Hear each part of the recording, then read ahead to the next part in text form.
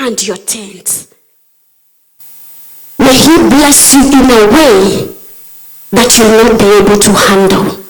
And thank you for allowing God to use you. Let me tell you, we don't have so many people who can hold your hand, right? But this man, I don't want to say much, but this man of God, the way he really encourages me, he wants to see me on top. I'm so grateful and I honor you. God bless you. Let us welcome Apostle Charles with a clap offering. Thank you. Praise the Lord, everybody. Praise the Lord once again. I must first say that I'm very, very grateful to see this gathering tonight and see the assembly of people who love each other. Hallelujah. And that's why we are here. I wish to register also thanks to Pst.Lydiah for the good work and even the guest friend here for being here today and all of you for being here. Hallelujah. This is simply beyond barriers. Amen. And why we do this is because we go beyond barriers. If anybody is bothered by it, it is just because that is who we are. We just go beyond barriers. They never stop us. We have to go to finish our assignment.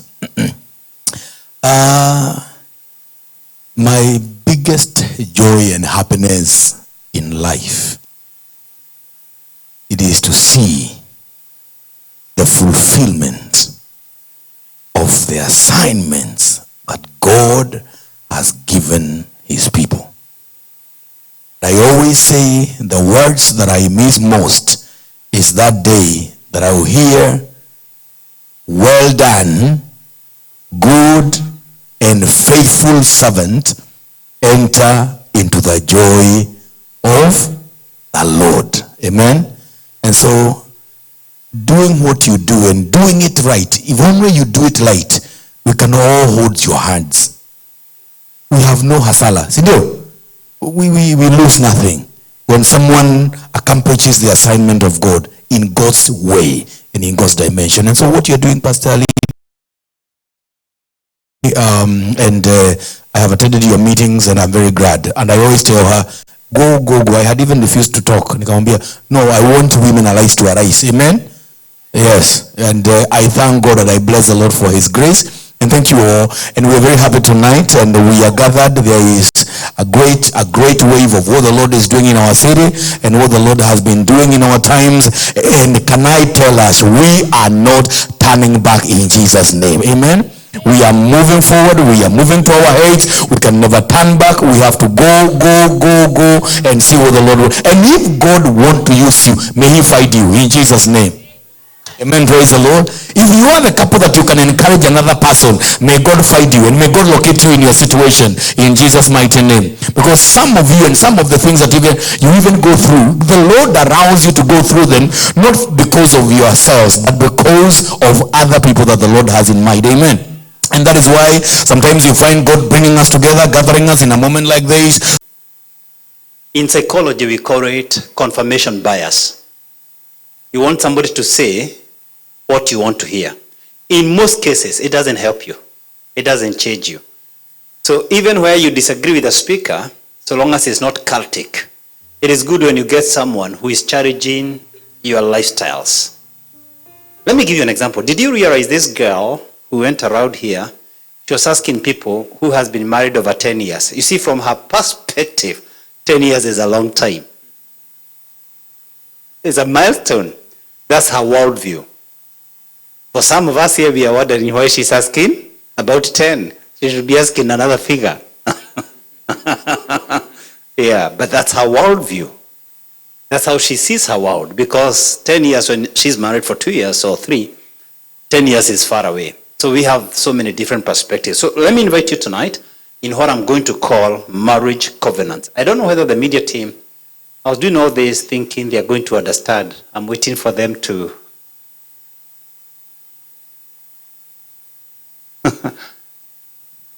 Yeah, good. So let me invite you to a discussion, not a sermon, I am calling it the marriage covenant. And I start with a warning that it's going to be a little bit disturbing. But there is a way out of it. If you do not want to be disturbed by what I'm going to say, there is an escape. You don't have to stay married. Those who marry will face many troubles in this life. That's the Bible. This verse solves all the problems for you. What I'm going to present to you to the best of my ability is what I see as God's perspective of marriage. Because I believe whoever came up with a product is the final authority of how the product should operate. And that's what I'll be presenting to you, uncensored, raw. So I want to first, of course, define what is a covenant, because I'm talking about the marriage covenant. And I will define it just by comparing it with contracts. The reason I'm doing this is because I've had a chance of seeing a couple of people who approach marriage as a contract. So let me make it clear. From a biblical perspective, marriage is not a contract. The whole Bible, God has never made a contract. God is a covenant-making, covenant-keeping God. He has never, ever made a contract with anybody. There may be many differences. Let me highlight 3. Number 1, a contract can be terminated by mutual consent by both parties. But a covenant is a lasting promise. It cannot be dissolved. Number 2, a contract is a legal agreement. A covenant is a spiritual vow. And number 3, you sign a contract. You seal a covenant. Now, the original intent of God was that every man and every woman would get married as virgins. I know you didn't, for most of you. But I'm telling you the original intent of God, because we can't change the original intent of God. The original intent of God is that a man and a woman will come together without having slept with anybody else. And the man will cut the hymen of the girl. She will shed blood. And it will become the seal of their marriage. It was meant to be a blood covenant. Blood symbolizes life and death. Until death do us part. That was the original intent of God. Of course, if that was not the case, that doesn't mean your marriage is not right. There is always the original intent of God, or rather the perfect will of God, but there is also the permissive will of God. And that's why psychologists introduce a concept called the secondary virginity. And I believe in it.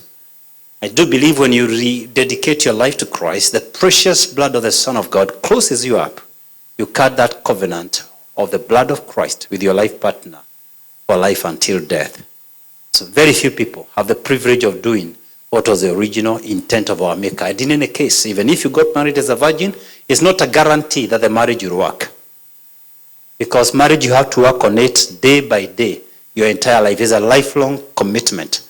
You cannot bring that virginity and say this is the guarantee of our marriage. It doesn't work like that. Now, the marriage covenant, I'll present it to you today in 3 aspects. Number 1, it's a sex covenant. Number 2, it's a money covenant. And number 3, it's a parenting covenant. For the sake of those who are in college, or those who have been to college, or those who will ever go to college, number 1 is the major. Number 2 and 3 are the minors. In this particular program. Number 1 is the major, and I'm going to prove to you. Number 2 and number 3 are the minors.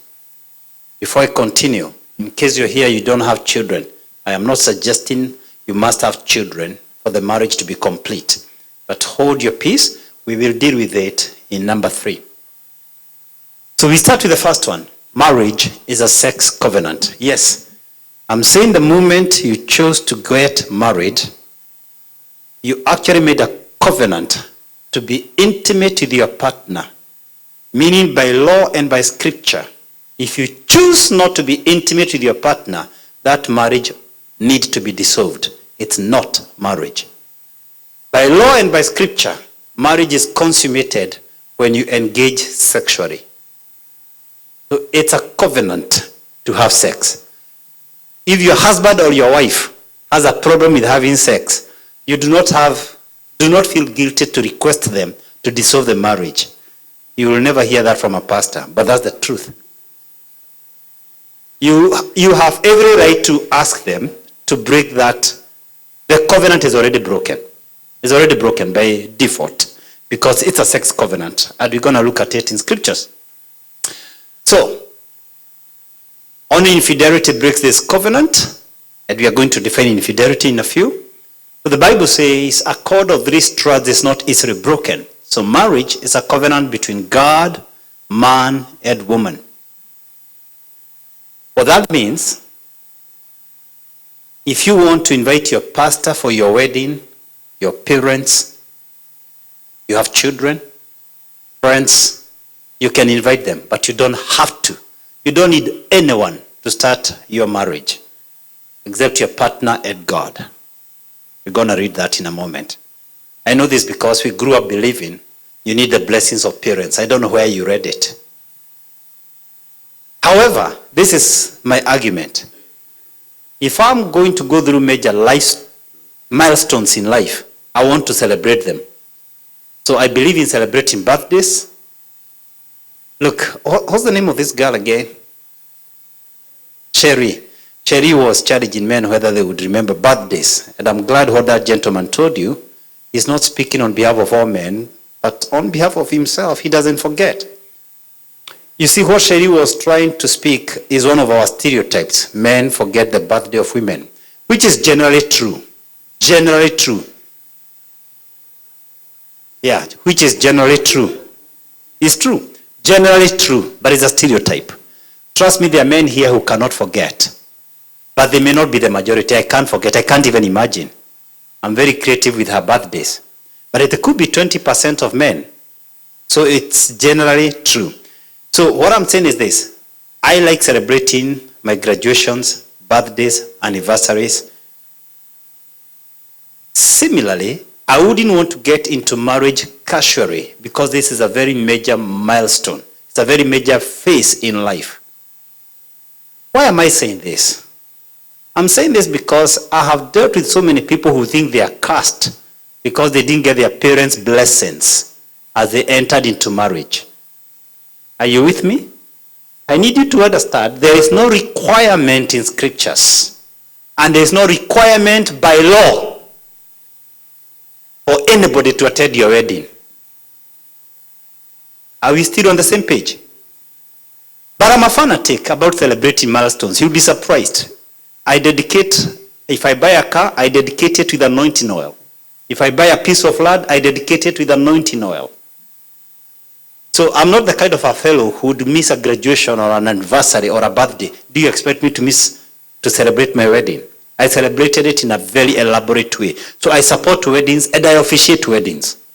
But I just need to be clear, the Bible has no requirement for weddings. The Bible addresses marriage, not weddings.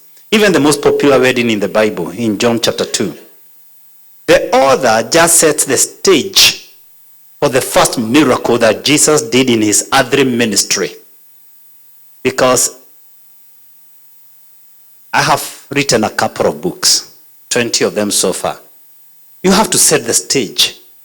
And that's what he was doing. He just didn't want to tell us, and Jesus converted water into wine. He set the stage. It was a wedding setup. And that's why he doesn't even bother telling you the name of the bridegroom or the bride or the pastor who officiated. He doesn't bother with those details because that was not the focus. The focus was not the wedding. The focus was the beginning of the miracles of Christ.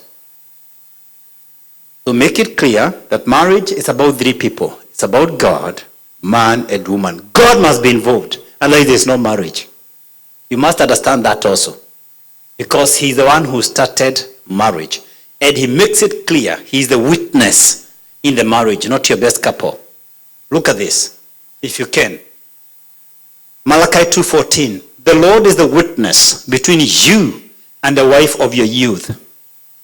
Now the context. In Malachi 2:13, here are men who are complaining to God. We are praying, but you're not answering our prayers. So God comes and answers them. He says, the Lord is the witness between you and the wife of your youth.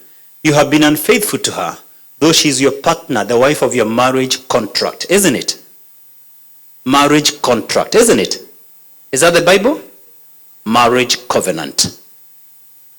Here's a gentleman who found a beautiful girl. They struggled together from scratch. He made a lot of money.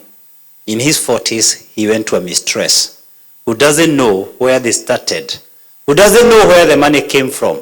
So God is reminding him, remember the girl you started with in your early 20s. She struggled with you. You had a covenant with her, not a contract.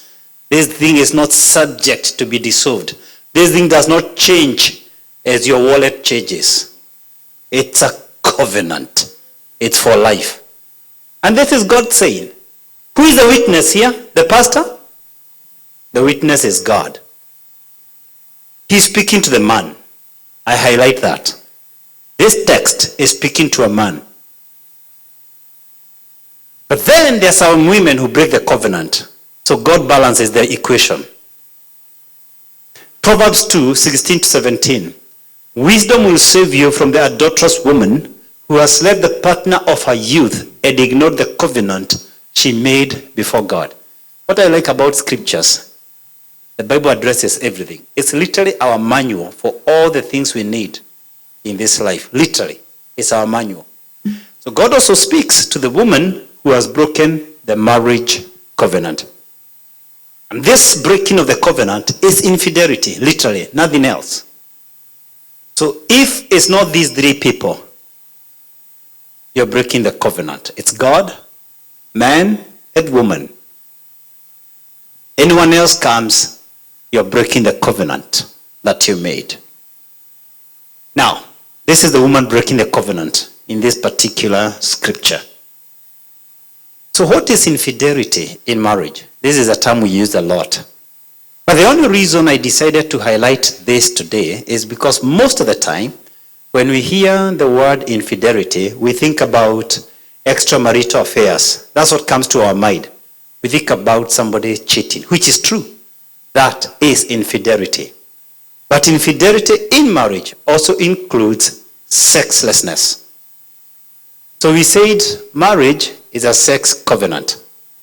So marriage is a covenant that I will do you and you will do me and we will never do anybody else. But we have to do one another. So if we do not do one another, it is infidelity. And if we do somebody else, it is infidelity. That's why the pastor told you to tell him and her, I do. So I do you, you do me, and we never do anybody else. African Americans will say, and we don't do nobody else. It's a doing covenant. So up to this point, we have to agree something. If you came with your partner, I think this is a very big blessing. Because they have to understand before you leave here, you will leave this meeting straight away to go do. And you don't beg for your rights. You don't beg for your rights.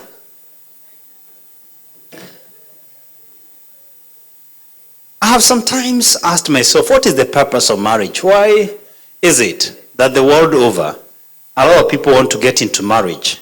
And unfortunately, so many other people want to get out of marriage. It's a crazy thing. And I have asked myself, what is the purpose of marriage? I don't know what made you to get married. And when I have time, I normally give some quick questionnaires just to survey the audience and their views. But I do think there could be many reasons, and as many as we are here. But for most of us, these are the four major reasons. Number one, intimacy. Number two, company. Number three, support. Number four, parenting. If you remember your middle school geography, there is something the teacher called the core of the earth. And they said it is very, very hot. The core of marriage, that's why I chose red color, is intimacy. That's the center. It is the central thing. And God has a sense of humor. He put the core things for intimacy at the center of your body. That's a good place to say amen. It is the core, it is the central. It's not a side issue. It is the central. That God had to position it at the center to remind you it is the central. It is the core. Why am I saying that? Just think about this with me. Company. You still can get company from your siblings, from your parents, from your friends, from your work colleagues. Support. You can choose to live in one house with your brother, with your sister, with your friends, and pay mortgage together or rent. You can support each other with other people. Come to parenting. Yes, there are single moms perhaps in our midst, single dads perhaps in our midst, blended families. I know people who, maybe they are here, who are raised up by their grandparents. Is there anybody listening to me here who was raised by grandma? Anybody? We have a heart there. So yes, children can still grow without marriage. Let's be honest. Are there people here who didn't have the two parents when they were growing up? Anybody? Look at all those sons. And here they are. So you still can raise children without a partner. That's a fact. But there's only one thing you're supposed to get from your partner, and that's intimacy. That's why it's the core of marriage. Let me say why I'm saying this. Let me tell you my personal experience with couples. Of all the couples I have seen divorcing, and I have tried to convince why they should work together, and I've also tried to convince others to think critically whether they need to be together. I know that's radical. Why? Because I've witnessed people kill each other. I was counseling a couple in Virginia, and the guy left the wife. He went to commit suicide, and he thought the wife is dead. Born-again Christians, Pentecostal. People who actually picked me from the airport when I was speaking there in 2016.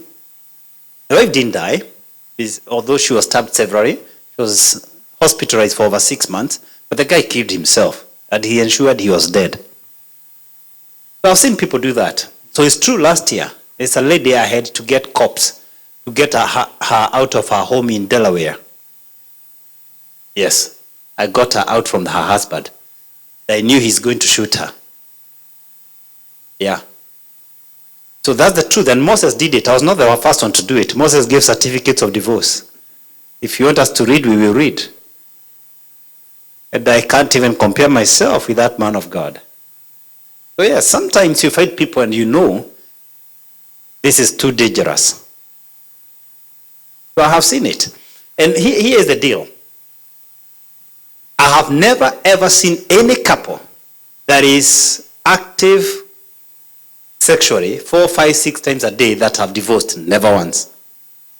Almost every couple I have seen divorcing, almost 100% of the time, they tell me the last 6 months they was not doing. They stopped.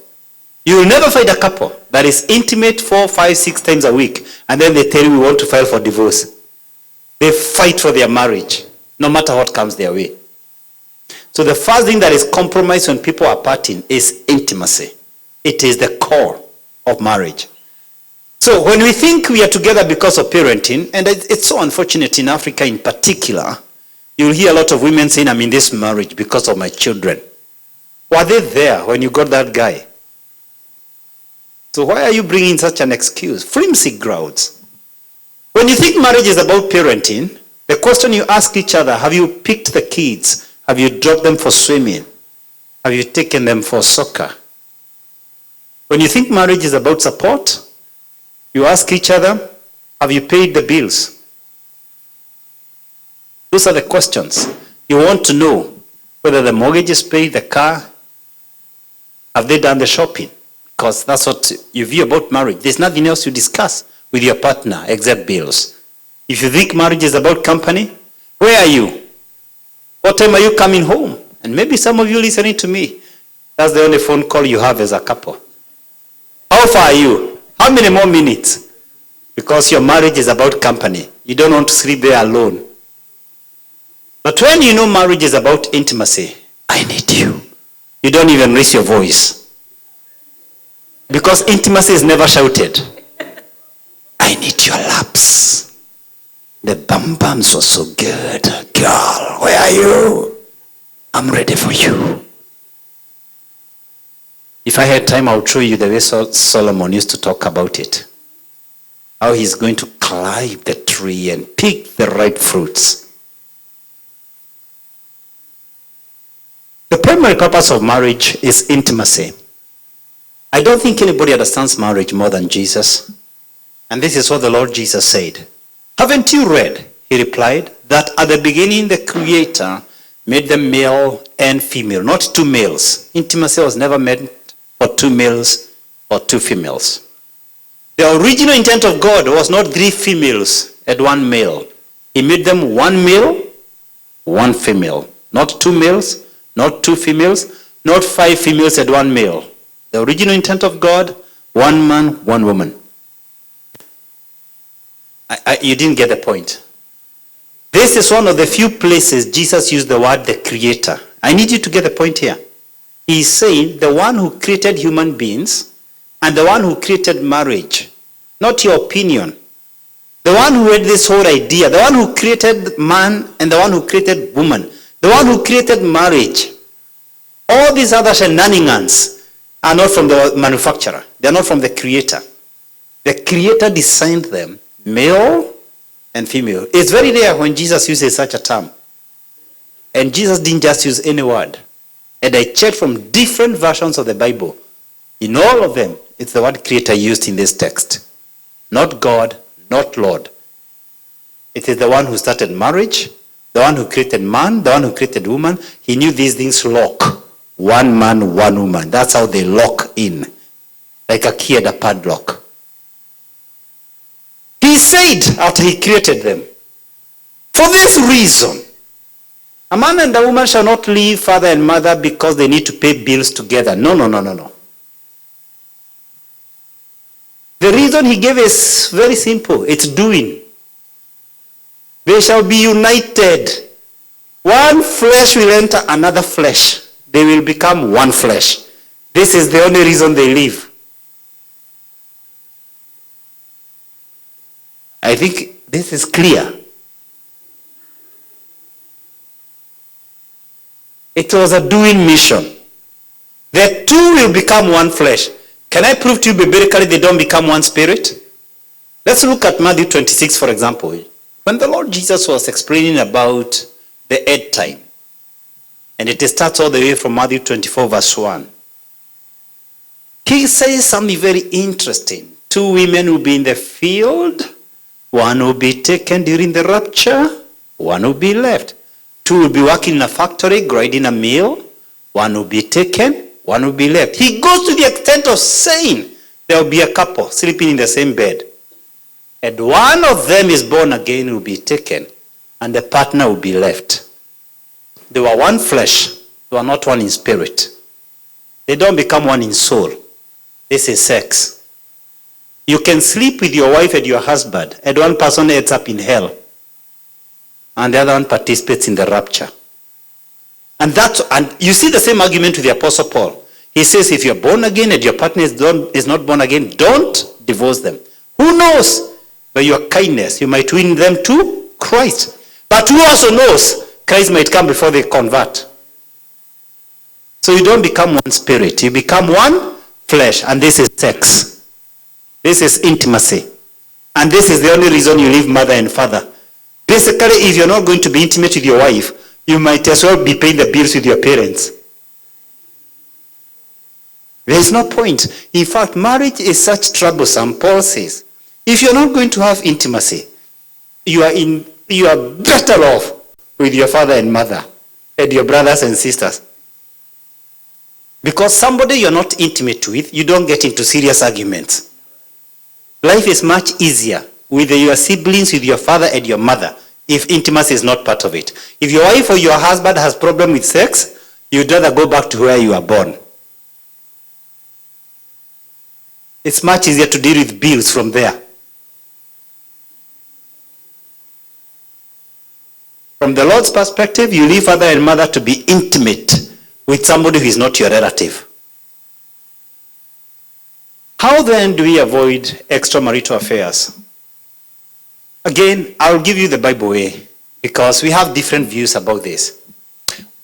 One of the challenges I have when we are doing these meetings from a church setup, I do these meetings in church, believe it or not, I do the same meetings for non-church setups. Pastor Charles may not believe this. I've done this meeting in a place where everybody had whiskey and Heineken and John Walker's and all that. And they invited me. I've done it twice. And in fact, in one of the places, a couple got saved. Yes, in one of the places. And the first time I did that was Jacaranda Hotel, and they invited me for a party. People who don't go to church at all. But they listen. They watch my videos on marriage and said, thank you. They said, you know what? I think we need to learn about marriage from the original, from the maker, from the creator. And it's amazing that we have people who don't go to church who wants to learn about what God intended about marriage. So here is my point. I want to tell you how to avoid affairs from a biblical perspective, because we all have different opinions. And church people are the ones who don't admit their affairs in the church. If I only tell you, most of the people who call me, I'm saying in terms of percentages, they are believers, born-again Christians.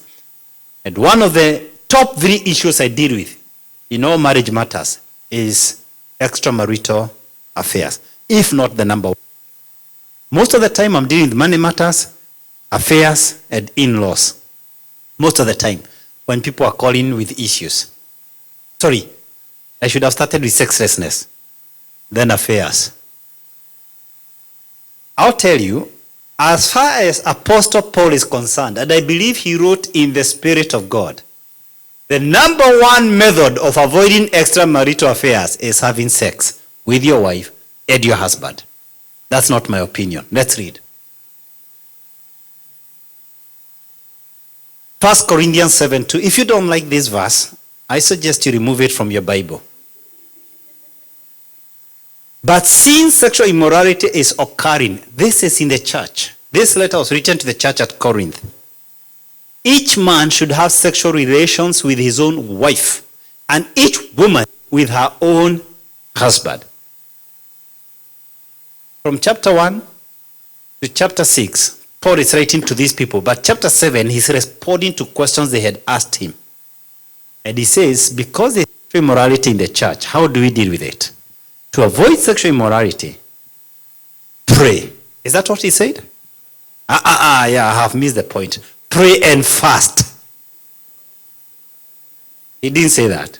He said to avoid sexual immorality. By the way, you need to understand there are people literally who can comfortably stay without being intimate. It's just a fact of life and a fact of scriptures. The man who wrote this was not married. He dedicated his life to God. And he makes it clear, but if you cannot stay, get married. He makes it clear because God gives us different graces. Are you with me so far? So don't copy somebody because somebody else is able to stay like that. Can I speak like a Kenyan? Na wewe pia ukae gumu. Translate for the non-Kenyans, please. I like that. You stay hard.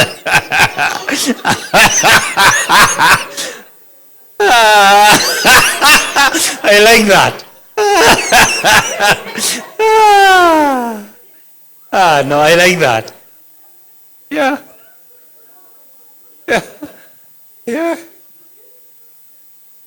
So we have different graces. But that's the scriptures. That the best way to avoid extramarital affairs is to be intimate. The problem is, how then do you become intimate when the challenge of sexlessness is in your own marriage?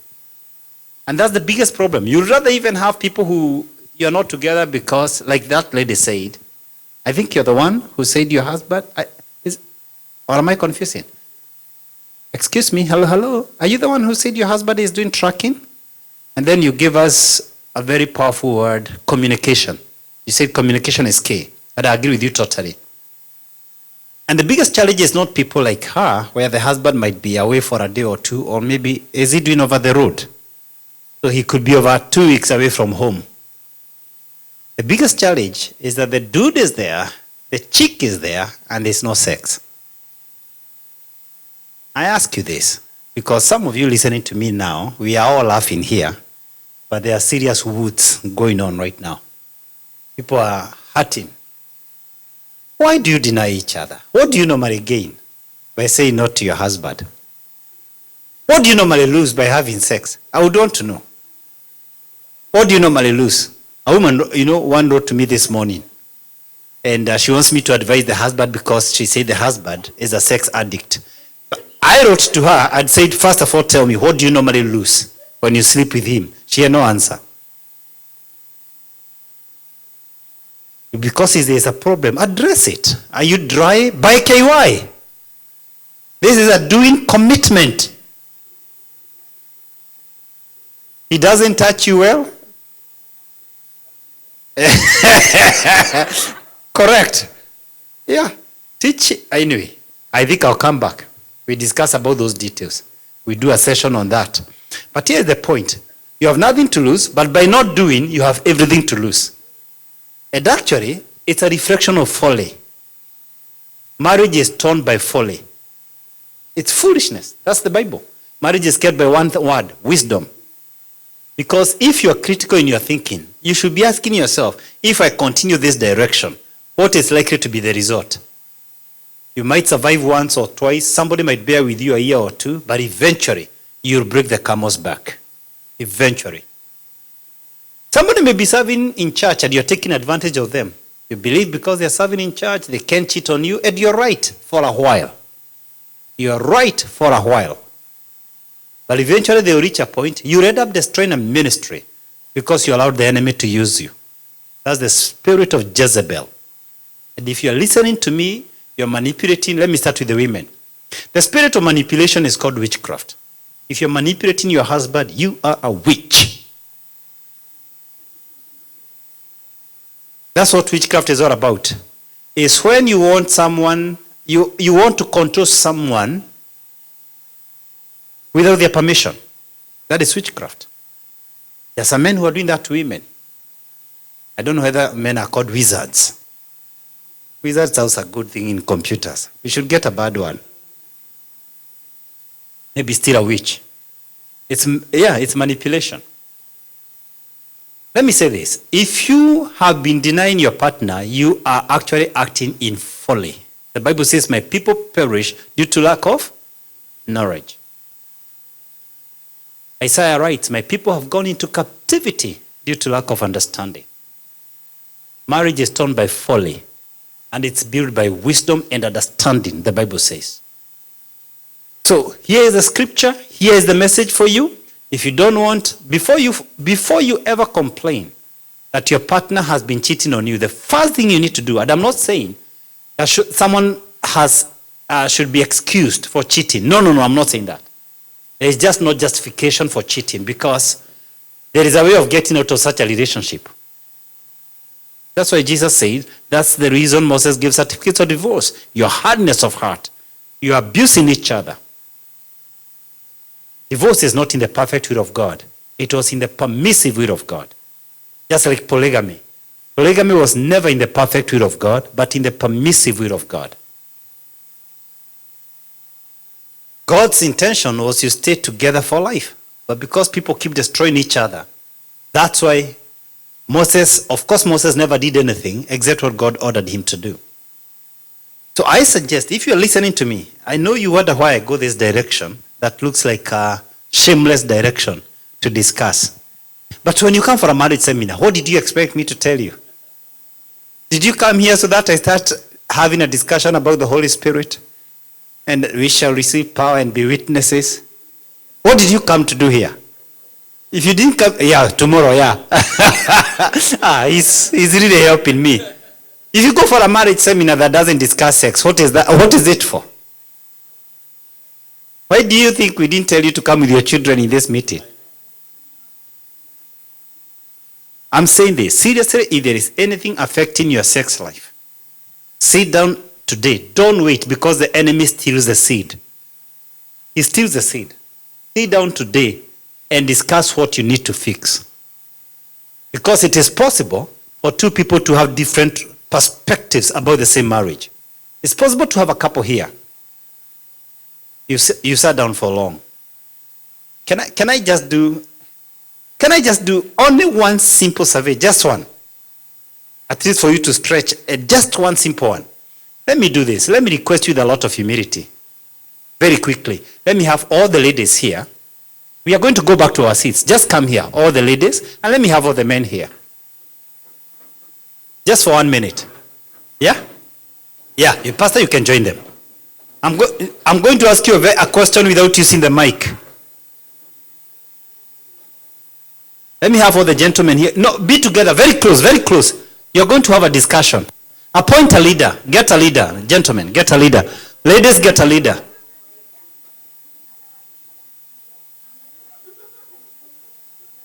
Mr. Mudui, do we have 2 mics? Can I get 2 extra mics? I need 2 mics. One for the ladies and one for the men.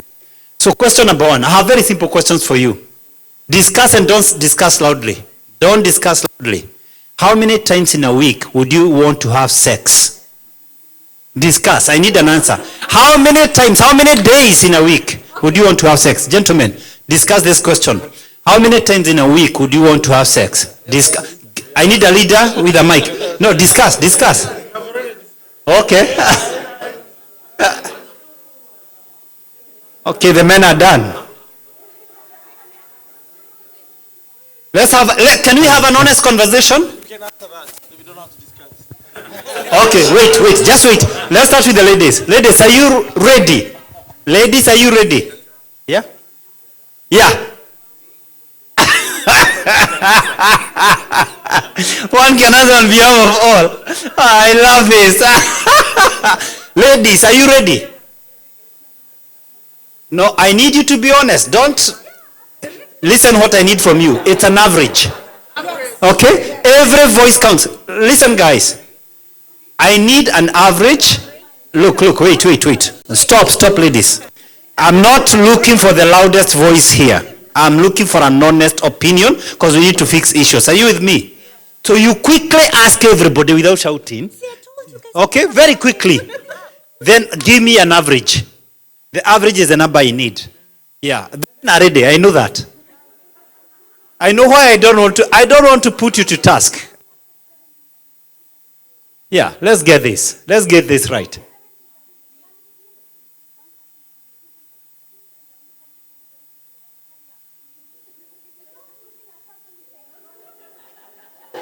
Yeah.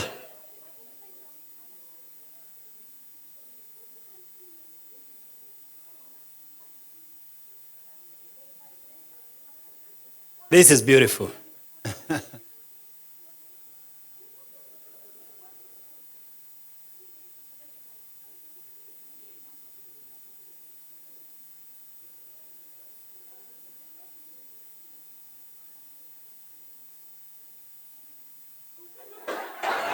Ladies, can you give us? You don't have to be mathematically accurate. Yeah? Good, that's what I'm saying. It doesn't have to be mathematically accurate. So 4 times a week, 4 days a week. Gentlemen? If we could, we would do it breakfast, lunch, dinner, but yeah, we will accept one day, once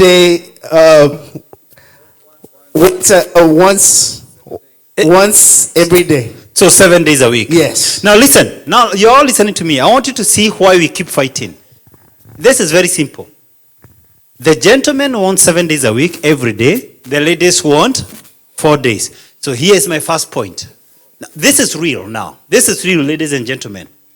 So you can have the same marriage and have very different perspectives. Because if I use you as an example, is your husband here?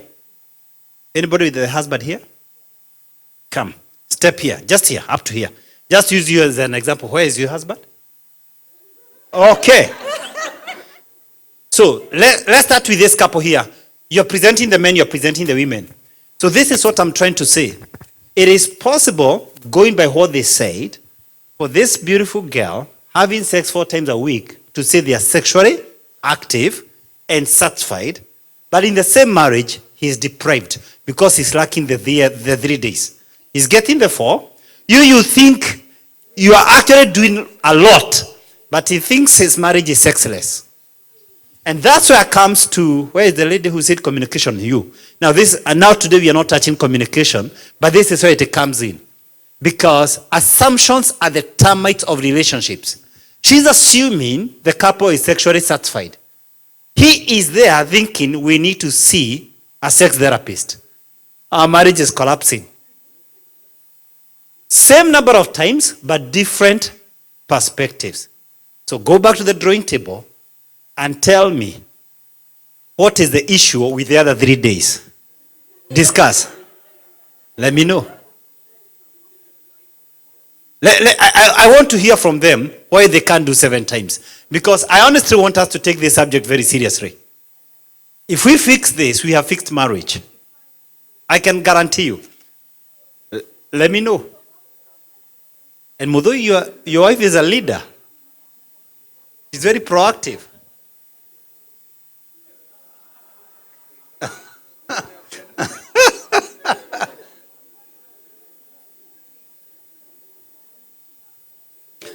So, I want to ask you a question, gentlemen. What is the number one excuse you get? Most of you want 7 times. The girls are giving us 4 on average. Of course, that means some of you here, it's once a week because 4 is the average. So, what is the main excuse? So, can I get one of you to present for us? One of you. Just get the top 3. Just the top 3. Pick them. Pick the top 3. Pick the top 3. Ladies, time is up. We are not asking you to do a novel. Give us what you have. What is the main issue that they need to address? Okay, gentlemen. Now we need to hear from them. I'm coming to you. Now listen.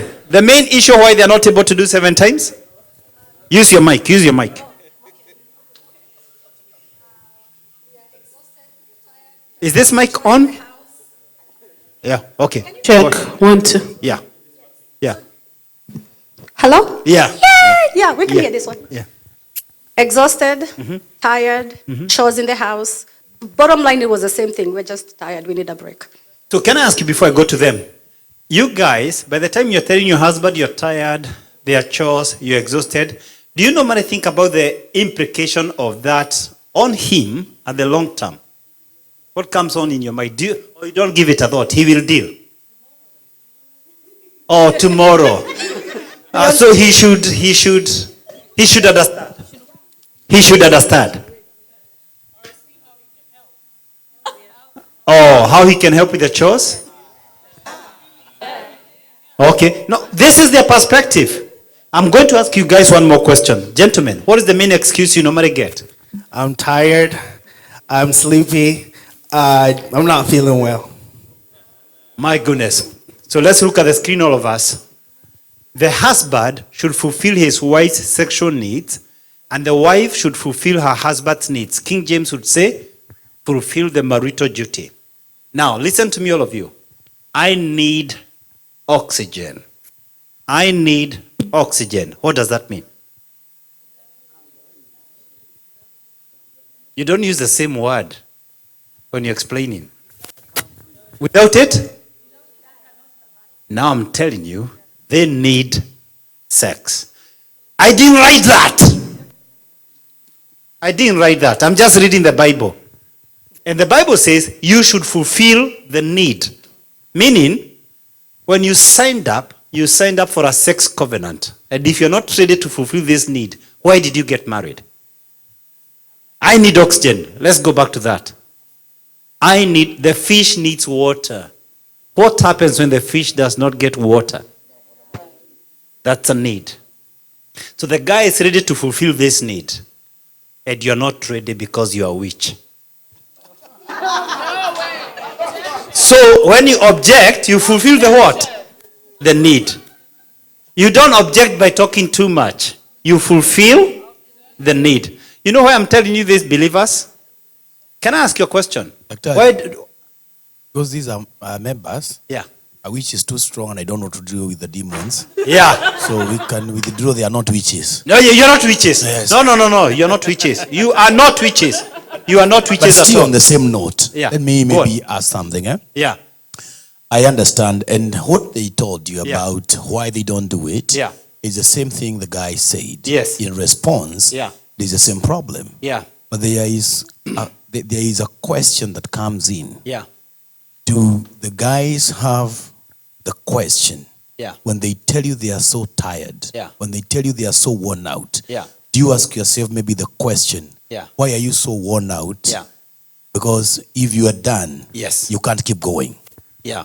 And I'll come to that. But- And I think the point where I was, Yeah. can they help then?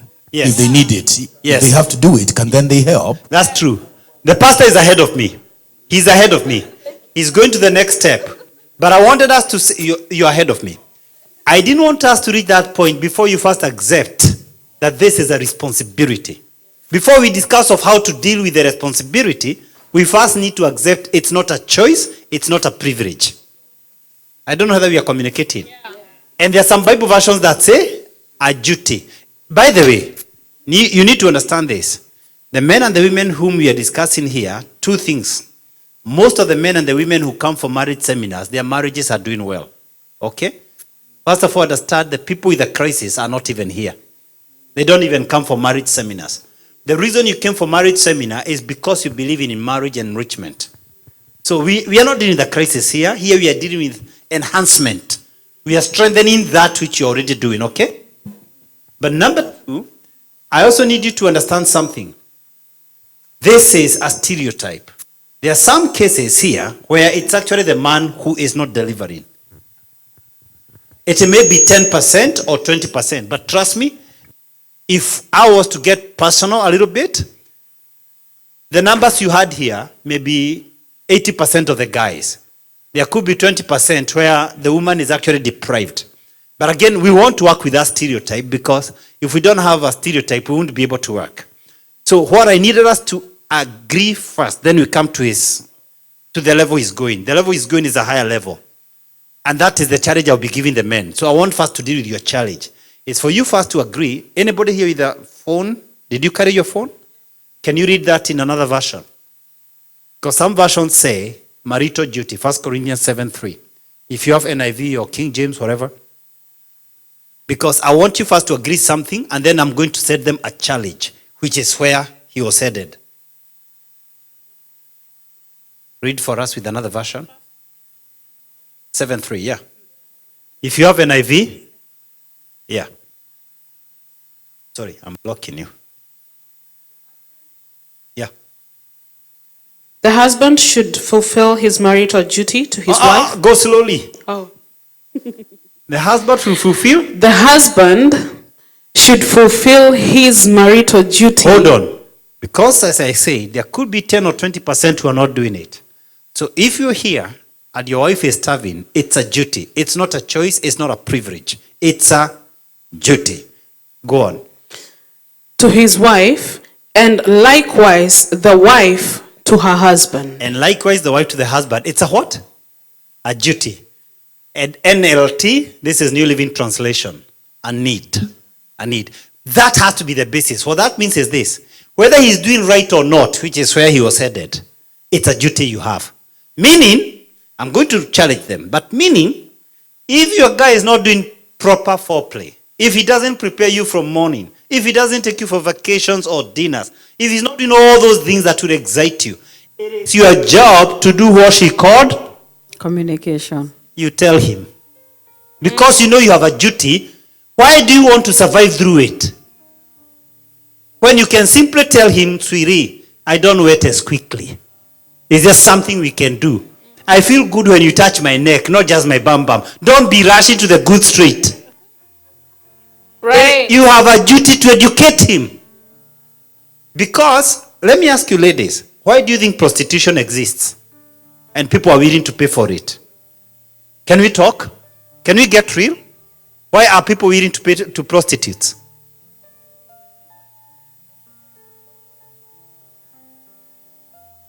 You know what? I like that. While it is easy to talk about the demon of sexual immorality, she approached it from a very real perspective.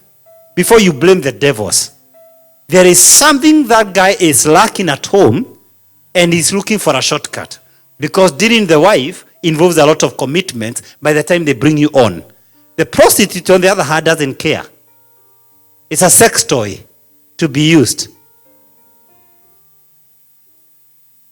Gentlemen, now here is the question the pastor was asking. A very big challenge. You want 7 times, the girl wants 3-4 times a week. Do you sometimes ask yourself, is there something I'm not doing right that she's not excited to look forward to every day? Sex is pleasurable. Let's first agree. Do you hate sex? Sex is pleasurable, correct? What is this that I'm doing as a man that doesn't excite her, that she has to look even for an excuse? I'm tired. I have a headache. Is it possible you as the leader, you are dormant and you just want to jump into her to fulfill your thing and go? Let's talk. This challenge has to be thrown both sides. No, I'm asking this, and this is what he's asking. If I'm enjoying it, why do I need to be reminded by a visiting guest to do sex? Do you need to be reminded to take dinner? Correct, but by your stomach. You don't need a guest speaker to come to convince you why you need dinner. Yeah. So that's the question. Why does she need to be convinced? Why do we need to throw to her scriptures if it's something she's enjoying? That's the challenge he's setting. No, you're not getting the question. Now I'm not asking what she's not telling you. It's you I'm asking. What is your role in all this? Are you not seeing an issue here on your part? Why she's not looking forward to it? Yeah, I'm asking you guys. I asked you a question. Listen. He said, very good. When he's hungry, the stomach reminds him. When you need to pee, does somebody need to tell you need to use the bathroom? So this is what I'm asking. If somebody is enjoying sex, do they need to be reminded why it's a duty? If I'm enjoying, do I need to be reminded? So it means if I'm not enjoying, the doer, for example, is the problem. You know, I want us to look at this thing from 2 perspectives. I dealt with them, yeah? I now need to deal with you. And we need to own up. Because when we don't own up our responsibilities, we will never fix this thing. That's the question the pastor is asking you. In plain language, because up to now you're not understanding me. Is it possible you're not preparing the girl? Is it possible the girl is not enjoying? She's enjoying the experience, and that's why she has to be told it's a duty. That if she was enjoying, she doesn't need to be told to go for what she enjoys. Yeah? No. Listen, we are not communicating. Anything you say about her, you float it. Don't mention her in this month. This is a question to you. And if you look, you have talked about her and her. Every time you're mentioning her, it means you're not even listening to the question. Because this is a question straight to you and your performance. I don't know. Listen, the question I'm asking has nothing to do with the girl. No, that's why you're getting it wrong. You are ready, is she ready? Have you prepared her? Hold on. Can one girl tell them what I'm saying? Can one of them come here? Anybody, grab my mic. Pick. Tell them what me and the pastor are saying. No, let's hear from them. What are we telling them? So Can we listen to her? The question Dr. is asking, and this is an internal question to you. Good. First give me a high five. Did you get that? It's an internal reflection. Like, it's an internal question to you. Yes. Am I doing something wrong? Why is she not salivating? Why is she not falling over herself for me? I think that's the question. That's the question I'm asking. Now I need an answer. Yes. No, first have a discussion. I want you to have a discussion. You can be the spokesman. Discuss together. And be honest. Talk together. And that's where you are going. And ladies, I agree with you totally. Ladies, here's the point. I totally agree with you. But I just needed us to agree whether he's doing it right or wrong. First of all, you must understand it's a duty. So that if he falls short of your expectation, you also, although he's supposed to be the leader, correct. Because, look, 2 wrongs don't make. That's the point. That's the point you're making. So Because imagine how much I struggled to bring the point home. She had to assist me. Because all through they were still pointing fingers to you. So the point is this, and that's what we say. Go on, Pastor. If our pastor started, please, look at their eyes. You use the mic so that we record this thing. And if you enjoy the 4 days, you can work out. Yeah. Make sure it works for the next 3 days. If you've been enjoying the 4 days, you can pick it up for yourself. Because if 4 days you're okay, if you make it work for the next 3 days, then you can enjoy the 7 days like the way you are doing for the 4 days. Yes. So you can make it work. And mostly, men go the women way. They go the women way. Yeah. At the end of the day, Yeah. we do the women way. That's who we are. But this would go across that as much as intimacy is the core thing, the cause now of the sexlessness begins now from the outer circle. The other underlying issues, the outer circle. That is the point. Yeah. That's why we come to the point where Yes. the intimacy And that's where fails. the leadership comes in. That's where the leadership comes in. Yes. We're flowing Yeah. well. So from the, as he said, from the outer Yes, from circle, the outer circle to now. inside. It's dropped And now that inside. outer circle, that's where their leadership comes in. But we are in agreement. Should he fail short of that, do not try to make two wrongs you never make. All right. That's where you have to step and say, even if not for his sake, he's doing me anyway. I would rather enjoy it.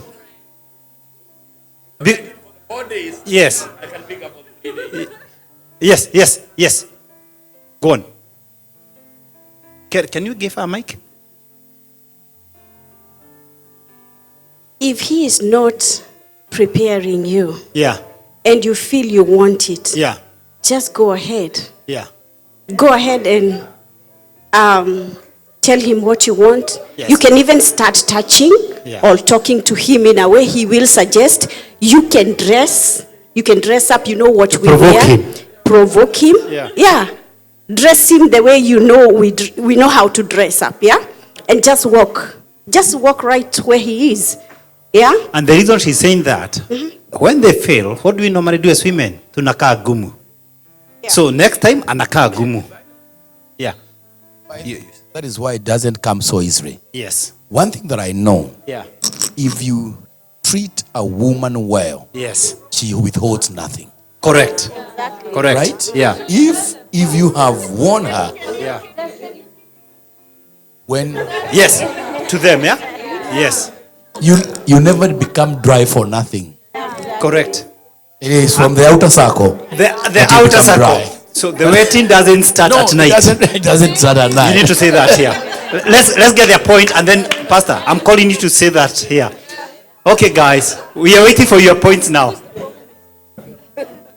No. The pastor, I'm sparing him for a reason. The pastor is the pastor. Yeah. Good. Can we listen to the gentlemen first? Let's listen to them. Go on. I was saying that biologically, Yeah. man's testosterone is at the highest in the morning. Yes. So in the morning we are ready, Yeah. and we are ready the whole day. Yeah. So when we come home in the evening, we can't take an excuse that I'm tired. I don't feel like such questions we cannot take it as an answer. Look. Hold on. The assignment we gave you. Hold on. Listen to me, all of you. The assignment we gave the gentleman is a personal reflection on the men. No. Everything he has said is about the woman. But That is him. Yeah. Okay. Why? Now give us the answer, the assignment we gave you. Okay. Let's listen. there is one thing the ladies said. You had asked us if we prepare them. Yeah. For them, Yeah. even before they didn't complain about not being prepared. Yeah. They say they're tired.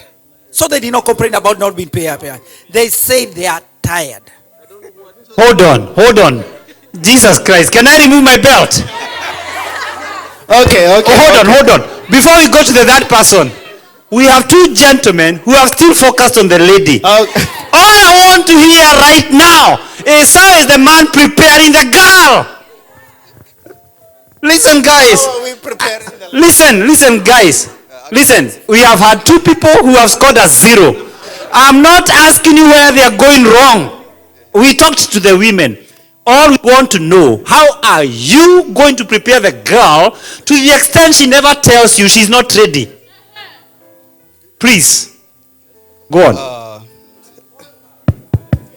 So the thing that I've come to discover. Okay, let's listen to this guy. Yo, chill. Yeah, the thing I'm discovering is like, for you to prepare a lady, it first requires a lot of things, like sending her a good morning text, telling her that you love her, and sending her like a cute message. Say like, So now, you're on the right direction. So this is the challenge I'm giving you, me and the pastor. This is discovery. Okay. We have done it together. I want you to assume that's the second circle. You are on the right direction now. And I hope everyone else is listening. But I wasn't you to assume we have 3 circles. You are now in the center circle. I want you to come to the outermost circle, then to the circle you are in, now to the third circle of intimacy. So start with this one before you come to the text. Look at 3 circles, yeah? What other circle is here, and then this circle, and then lock in right to the hole. Oh, good. No, you are in the right direction. Okay, because you have started preparing her for the morning. In plain language, do you think last Christmas and vacations have anything to do with how you're doing her tonight? No. That's where you go so wrong. You need us to lay hands on you. You can't even connect it. No. That's so different, yo. Jehovah God, ladies, sit down. Let me be left with the men. Ladies, sit down. You will not sit until you get this right. We have a problem. You are not going to sit until you get this right. Pastor. No. You know what? Listen at the way they protested. Can I now tell you something? Pastor, pick your mic. We are going to start with the pastor. Let pastor first speak. I'll speak because you have to get. I'm still going to send you to the. First of all, let us one day before Pastor speaks. This is what we shall do. Yeah. We shall prepare them. Yeah. By doing good to them. Yeah. What they require from us, we shall do it. Even those responsibilities that make them tired, we shall take part in it. You don't have to wake up in the morning. Now we are talking. For us. Now we are talking. I can wake up in the morning and prepare a cup of tea for her and tell her the tea is ready, baby. Come, we have in those responsibilities. I'm going to give all of you. Let him finish. And then the two of you. You know what? I didn't want this to be me speaking. I wanted all of us to speak. This is powerful. And can I say this? You guys, you are rolling your head thinking about your point. He's saying something so deep and we are missing it. Please, just say it again. Okay. I was saying that we shall make we shall prepare the environment for intimacy. Now we are talking. Taking responsibility. Ladies, listen to the men. Is that okay? No, we are not bribing them. Yeah. Taking responsibility by taking part in some of the house chores. Like, I can prepare a cup of tea for my wife and set it on the table and make sure that she is ready to. With that, I'm also preparing her. I also plan to take her out for outings. Yes. We don't have to do it in the house. Yeah. I can take her to the hotel. Do you realize where we are headed now? We are now headed in the right direction. Because what we are trying to say is this. We are not excusing her for the excuses. I didn't want you to miss that. We are not excusing her for all those flimsy excuses. We are only saying we can't just focus on the girl. We have to ask ourselves also, introspect, reflect, and saying, what is my role in this fatigue? If she's enjoying, why doesn't she look forward to the next episode? But if this thing is dull and boring, and she feels like she just brings her body there, She doesn't look forward to it. So this is the 3 circles we are discussing. The third, called the outermost circle, is about your whole lifestyle. It's all about, I ask, did last Christmas when she said we sent money to her mother, was it an argument? No. How are the children doing? That has an impact on your sex life. Sure. Are we far behind in paying our mortgage? Am I likely to be auctioned? Did you support me when I went back to college? This is the outermost circle. Then the circle he's in is the second circle. Did I send a text today? Did I help with the coffee? Did I perhaps prepare her? Hold on. Did I prepare her? Do I go for a dinner with her? And then I can come now to the inner circle. Can I touch her legs before I jump to the bum bum? Can I start her body from outside before I come here? Can I play around with her neck? Can I ensure it's impossible for me to climax if she doesn't climax? Because here is the thing. Marriage, and that's what Paul says, don't do anything out of selfishness. Philippians 2:3. So that's now the inner circle, the actual act. But for women, and that's what thinking you, sex does not start at night. It is your entire lifestyle. Are we communicating? Then, can he say, and then we have these two gentlemen comment. Pastor, first come. Well, much of what I have heard really confirms it is a wife, it is a woman you gave me. Yeah. That's why we had a struggle. Yes. To take it up. Yes. They still believe the problem is the woman you gave me. Is the woman you gave me. Yeah. But the real essence, according to what Dr.K.N showed us in the circles, if you remember, we get back there, is that intimacy is the key thing, which is the inner circle, right? It is the core. But for us to get to the place that we are getting, it is now not starting from the inner circle. It is being affected by the outer circles. Because when the outer circles, when the support lacks, when the companionship lacks, intimacy becomes broken. And a woman does not just get dry for nothing. When you spoil the woman, when you spoil the girl, you don't need to tell her to be wet. But if there was a problem with the outer circles, you don't tell her to become dry. And even if you do her when she is at for the purpose of duty, may you know she will never be fulfilled. And it's not sustainable. It's never sustainable. Let's it have gets worse by day by day. Correct. Let's have these two gentlemen who had lifted their hands. Pastor Wabadukia. But anyway, so my point is, Doctor. Yeah. You mentioned something very important. Yeah. But I'm asking my question. Yeah. What is it in for the boy child? Because I feel like for her, you told Yeah. us when you Go on. started, Go on. do me, I do you. Yeah. So this is 50-50. Yeah. But when you also told us that it starts with me, it's like I'm persuading her, right? So for her to be ready for me, there must be something that I have done, me as a man. And that's okay, maybe that's how they have been created. Yeah. But I'm asking myself, but what about me? For me to do you, what have you done to me? Now, to start with, never ever have that attitude. Let me tell you right now. And I'll tell you the reasons. Never, ever, ever have that attitude. I'll tell you the reason. This is a very deep question. Ephesians 5:25. Husbands, love your wives as Christ loved his wife, Ecclesia, the church. So here is the deal. It is, Jesus says, you did not choose me, but I chose you. You must understand that you chose her. That's what he said. And that's the point you must understand. So because he sacrificed for his bride, Ecclesia, the church, to the extent he died for her, she naturally responds in worship. So a girl's intimacy is a response to your love. There is nowhere in scripture She's commanded to love you. And that's what he's looking for. There is nowhere in the whole Bible where it says, wives, love your husband. So, the thing is this, they are commanded to submit because that's their area of struggle. You're commanded to love because that's your area of struggle.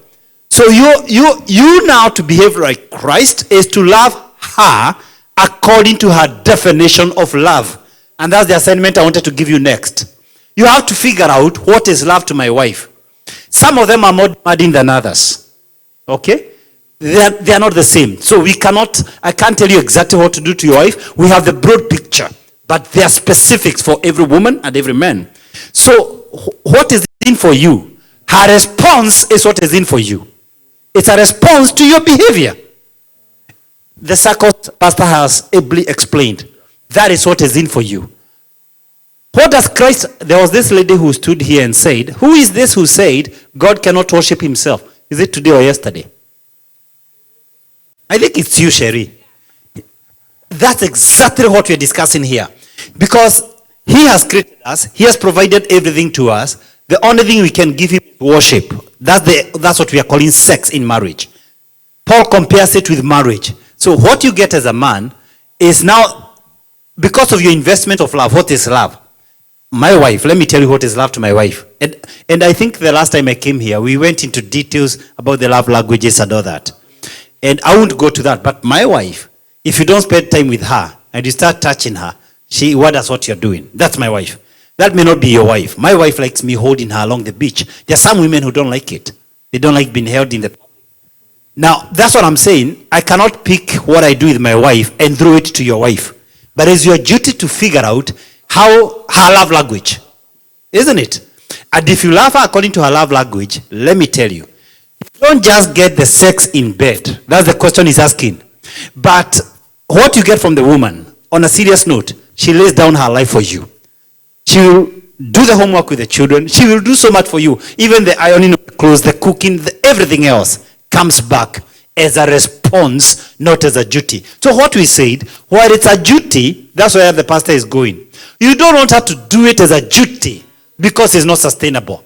Remember how much I tried to convince her this is a duty biblically. But you don't want her to approach it as a duty because it's mechanical.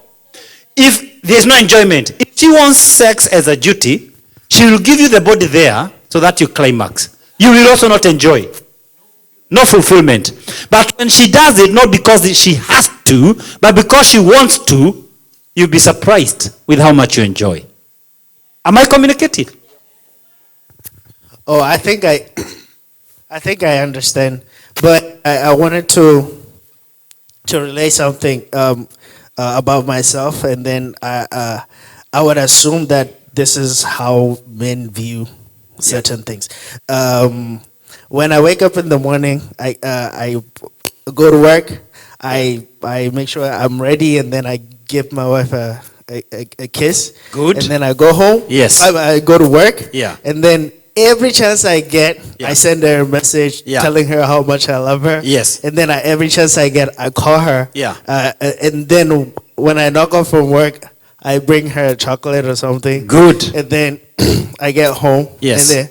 And then we chill together. Yeah. But not that I'm complaining. Hey, my wife services me well. Yeah. I know. I'm not complaining. Yeah. But there are days where even though I did everything that I always do, and I know that she likes it, I still get an L at night when I try to touch her, and then and because now she's tired. Yeah. But I don't know what she's been doing all day because she's home. I don't know what's going on, but she's home, and then but still she gives me an L at the I sleep. Like Let's give it to him. Let's give it to him. That happens.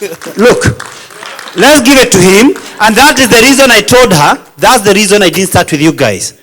I started with her, if you remember, by persuading her to believe the Bible that this is a duty and a need. You remember where I started?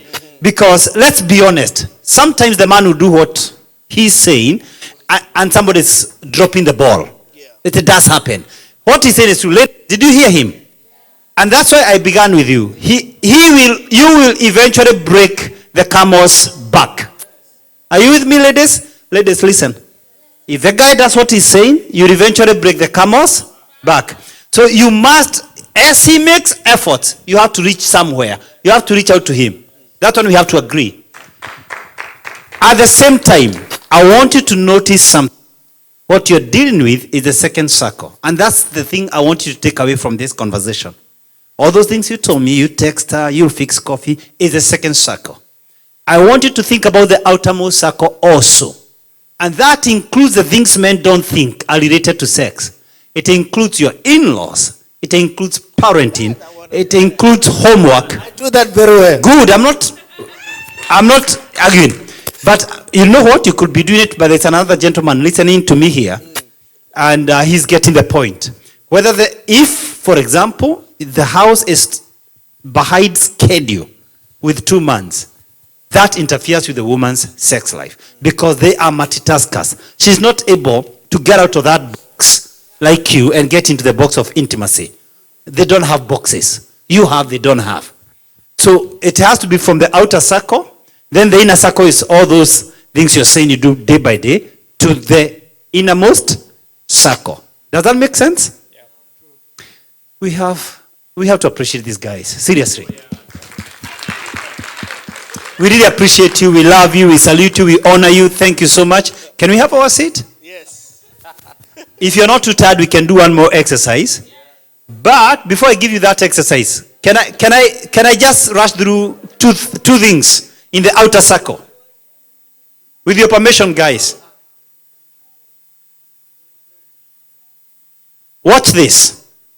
If any of you in your marriage has been accused of extramarital affairs, I have a suggestion for you. Is this coffee people are taking? Oh, it's tea. Okay. All right. Can I say this? If anybody listening to me here, male or female, you have been accused of extramarital affairs, this is what I'm telling the gentleman is part of the third circle. It affects your intimacy.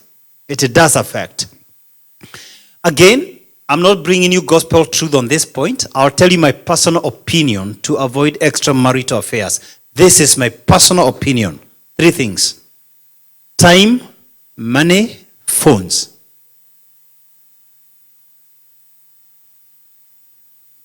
Disclose where you are, number 1, at any given moment.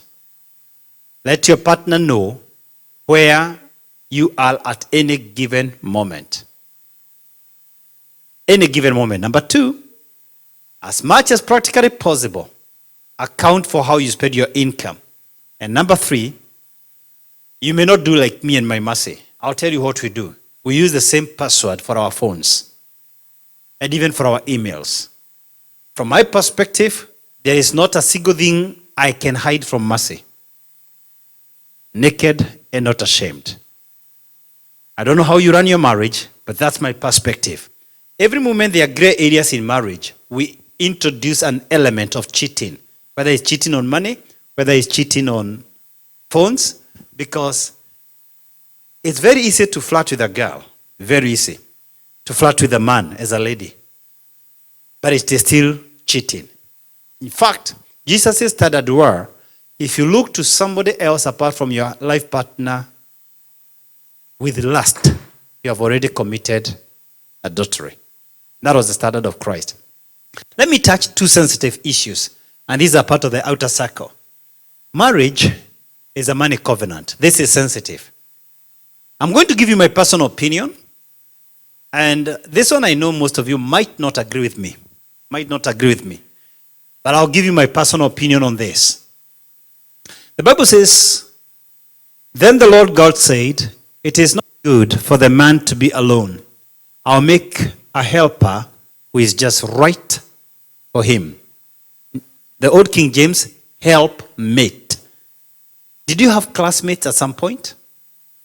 What do you understand by that term? Classmate. You are in the same class. So helpmate is an equal, is a partner. There is no boss. There is the head, the male, but not the boss. Classmate, they're in the same class. The original King James uses the word helpmate.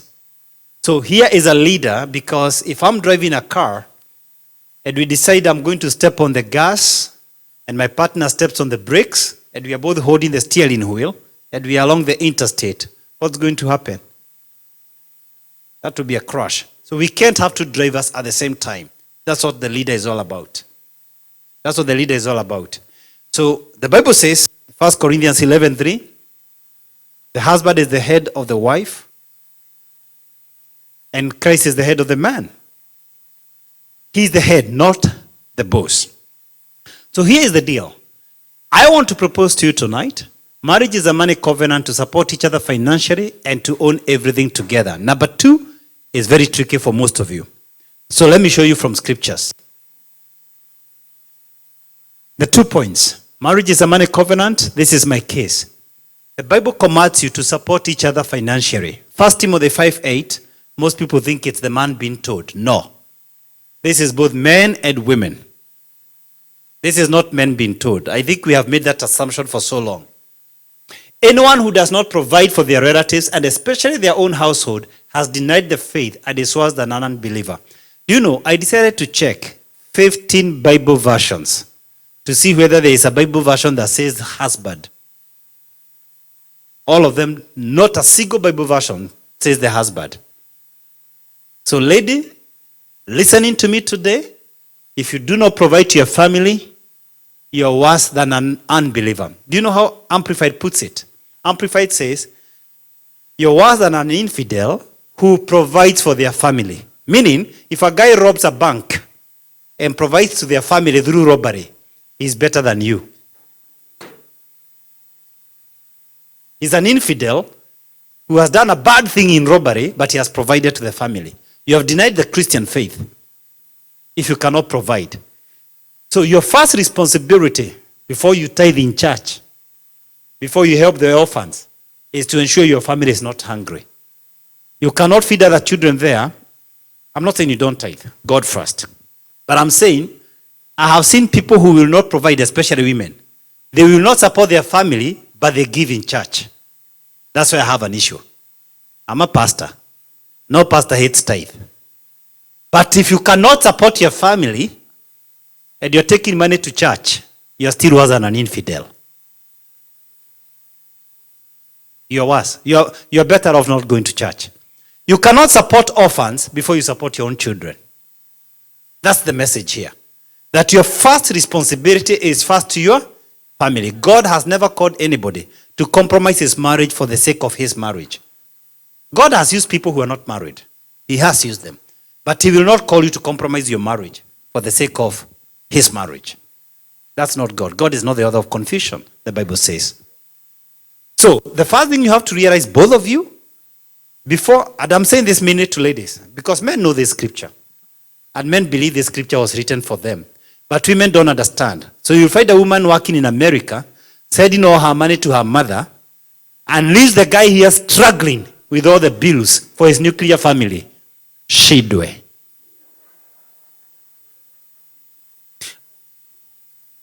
No, the nuclear family is your first responsibility. And I'm telling you things, you are a kid. I can tell you I've seen things. I've seen women who earn a lot of money and everything is sent to her mother and her sisters. But there is no support to her nuclear family. Yes. That's why it says, and especially before your relatives, your mother is a relative. Okay? Your sisters are relatives. That's why it says, and especially for their own household. That's the nuclear family. Understand the order. God first. Number 2, in your life as a believer, your partner. Number 3, children. Number 4, parents both sides. Number 5, siblings both sides. That is the priority. Pastor, allow me to say this with a lot of respect. When you deal with pastors and apostles and prophets who want you to put them before your partner, that's a cult. Run away from it. You're dealing with a cult. So the priority in the Bible, God, your partner, back to the ladies. Because so many women put children ahead of their husband. That's not biblical. It's ungodly. Sorry? It's the system of the Lord. Your children don't come ahead of your husband. And I'll show you when we go to point number 3. Because God wanted to safeguard the marriage to be able to raise those children. If you first kick away that guy, you're not even acting in wisdom. You're rather praising those kids alone. You are thinking you love these kids, but you're disenfranchising them from their father. And eventually, you are actually doing disservice to them. That's not wisdom. So, money matters are sensitive. Let me say the second issue, the most sensitive to most of us. In America, where you write prenuptious, simply because you love money more than your partner. That's the reason they are written. There's no other reason. This is what the Bible says. Jesus said, for where your treasure is, there your heart will be also. Can I ask you? Jesus was asked, what is the greatest commandment? He said 2 of them. The first one, love the Lord your God with all your heart, with all your mind, with all your soul, with all your strength. Watch this. Then he says, what is love? He says, how do we know you love God? Where your treasure is, there your heart is. Don't tell us you love God. Every person in the Bible where God tested their love, he tested them with only one thing, giving. Giving. Even God himself, his love was tested through giving. For God so loved all that he gave. Love is not tested through anything else. You say you love God, Jesus wants to see, okay, you earn 10,000. How much goes to the kingdom of God? All the other stories you say about loving God, by the way, no matter how much you pray and fast, cash us, that's not the evidence of love.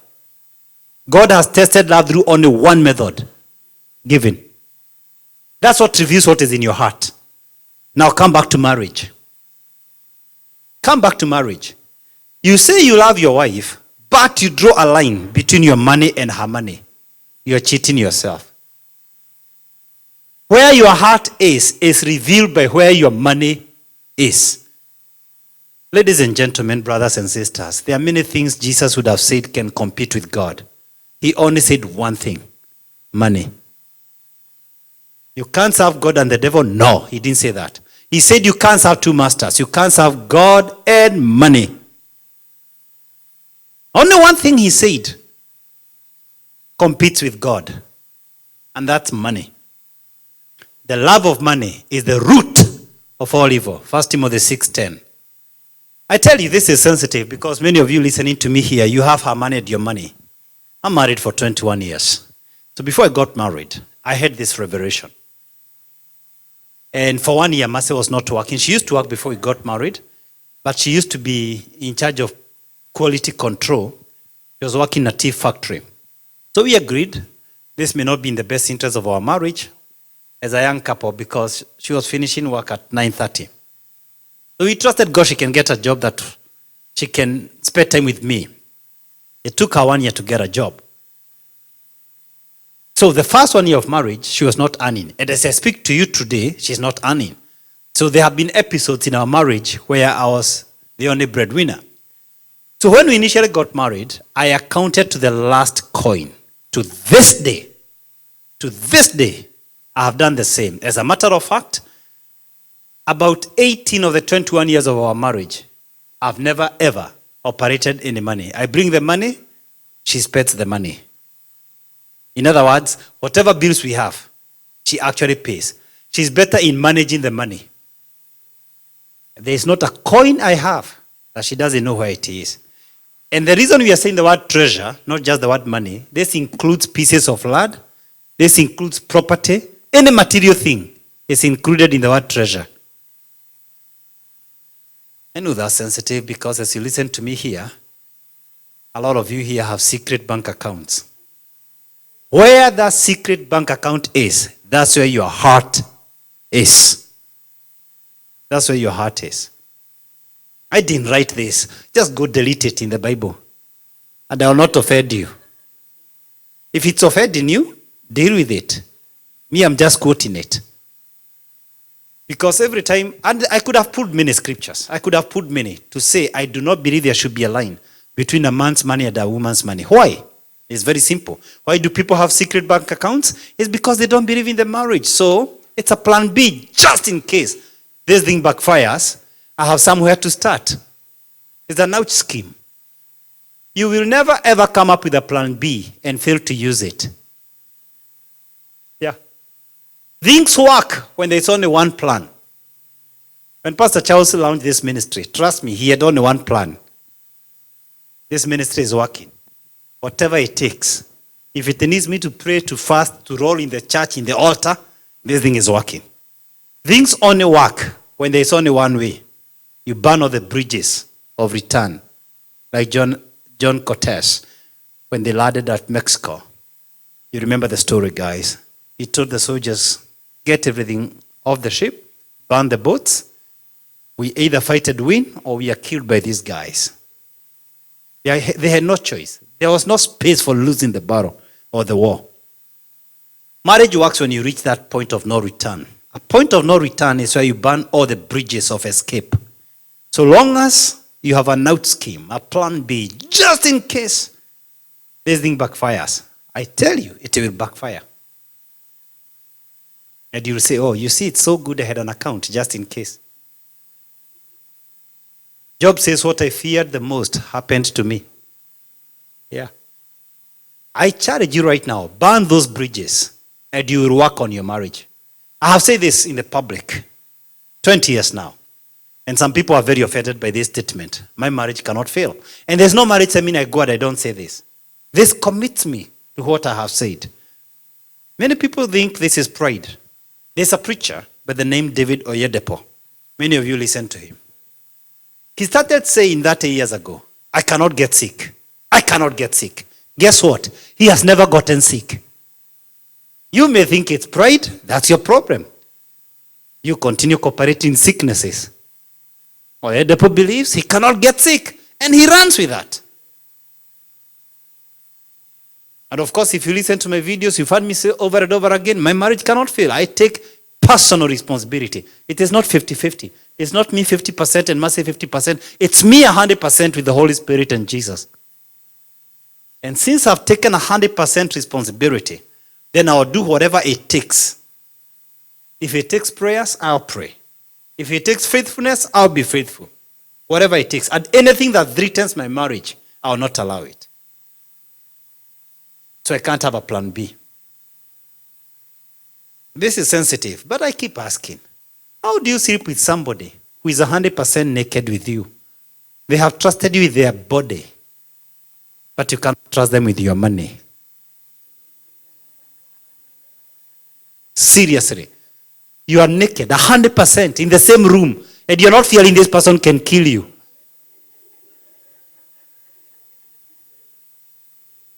But you cannot trust them with your money. You are a slave of money. You are the financial bondage. The real test that you are not under the god of this world called Mammoth, the god of money, is your ability to release money. If it's always near your chest, you're not serving God. You can only serve two masters. Either you're serving God or Mammoth, the god of money. And the evidence you are not supporting that God, by the way, that god of money is the devil. In plain language. The only evidence you are not serving the enemy is that you're not holding on to property. I'm not saying you become careless with your property, but even if you lose, you'll still sleep like a baby. Because you know God is your source. People commit suicide because they lost a piece of land, because that's what they were serving. Well, Proverbs 11:29, those who bring trouble on their families will inherit the weed. In contrast, Psalms 133, behold how good and pleasant it is for brethren to dwell together in unity. Unity means having everything in common. It's not my car, it's our house. It's not my mother-in-law, it's our mother. It's our children. It's our bank account. It's our church. We go to church together. We do everything together. As a couple, go to church together. For there the Lord commanded the blessing, life forevermore. This is beyond finances. Life forevermore. The third and the last, marriage is a parenting covenant. It's a covenant to raise children together. Let me put it this way. Watch this. Malachi 2:14-15. We read verse 14. I'm going to add verse 15. You ask why God is not answering my prayers, and God comes back and answers. It is because the Lord is a witness between you and the wife of your youth. You have been unfaithful to her, though she is your partner, the wife of your marriage covenant. Now, the one God made you, you belong to him in body and spirit. And what does the one God seek? What does the one God seek? Godly offspring. So be on your guard and do not be unfaithful to the wife of your youth. So God is saying, keep your marriage covenant. Why is God interested with you honoring your marriage covenant? So that you raise your children in a godly way in the kingdom of God. Let me show you 4 verses. Just to let you know this. God never intended children to be raised by a single dad or a single mom. Let me just give you 4 verses. There are over 30 verses that support that. Just look at 4 of them. Proverbs 1:8. Hear, my son, your father's instruction, and forsake not your mother's teaching. That verse assumes this is a child with both the father and the mother. Let's look at a few more. Colossians 20. Children, obey your dad.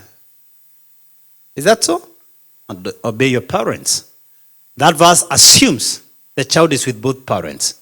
Let's take another one. Ephesians 6:1-3. Children, obey your parents. Honor your father and mother. That verse assumes the children are raised by 2 parents. Another one. Exodus. That's the Old Testament now. Honor your father and your mother. Not honor your mother.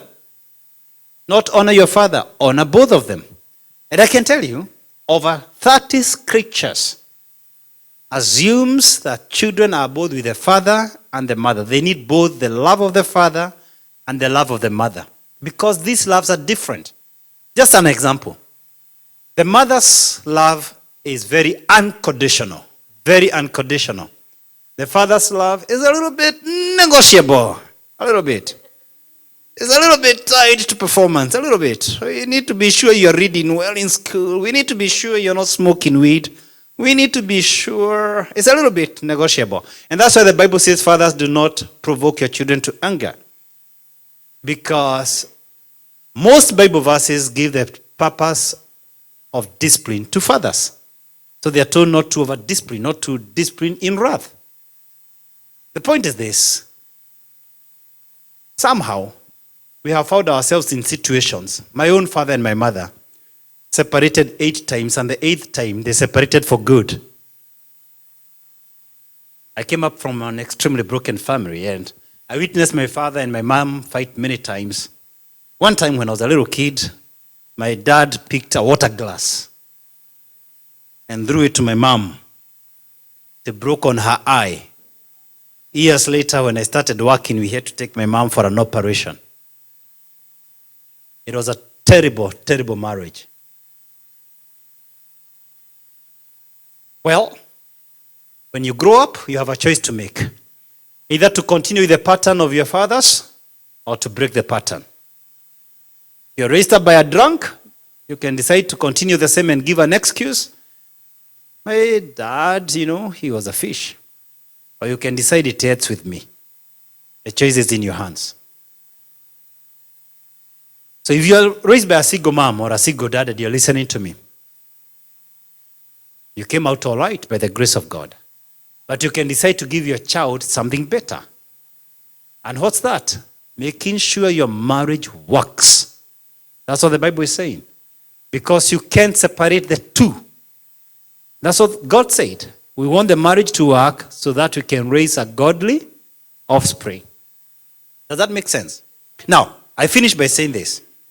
If you do not have children, and you're listening to me and maybe this is making you uncomfortable, listen to the word of God. Children are a gift from the Lord. They are a reward from Him. The Lord promised this. You must serve only the Lord your God. If you do, I'll bless you with food and water, and I'll protect you from illness. There will be no miscarriages of fertility in your land, and I'll give you long, full lives. Let me say this. I know this may sound controversial. While children are not part of marriage, believe me today when I tell you, God intended every couple to have children. If you do not have children, And do you believe that God intended you to have children? We can pray and trust God, and you're going to see a miracle. I know it. It is God who promised there will be no miscarriage in the land. God intended couples, not just the intimacy we talked about, which is the innermost core, but he also wanted parents to raise children. And he has promised that you will see your children's children to the fourth generation. I don't know. I don't have any news. I didn't ask the pastor anything, please. I do not know anything, and I do not know whether there is anyone here who has desired a child and they are struggling. And I don't want to pray for you tonight. But I would like to pray with you tomorrow in church. You go discuss. Talk as a couple. If you've been desiring God for children, I want you to know this. It is God's promise that all his children will get children. It is God's promise. It's also God's promise that we will all be healed and walk in perfect health. It is God's promise. Amen? I wanted to give you one exercise, but I realize we don't have time. Do you want us to vote? People are tired. I can see. People are tired. Can we do an honest vote? So, do an honest vote. An honest vote. How many honestly feel they can stay here for 15 more minutes? Honestly. Do you need to be honest with yourself? 15. Okay. Good. We have a couple of hands which were not lifted. This time round, I'll go with the minority. The reason is this.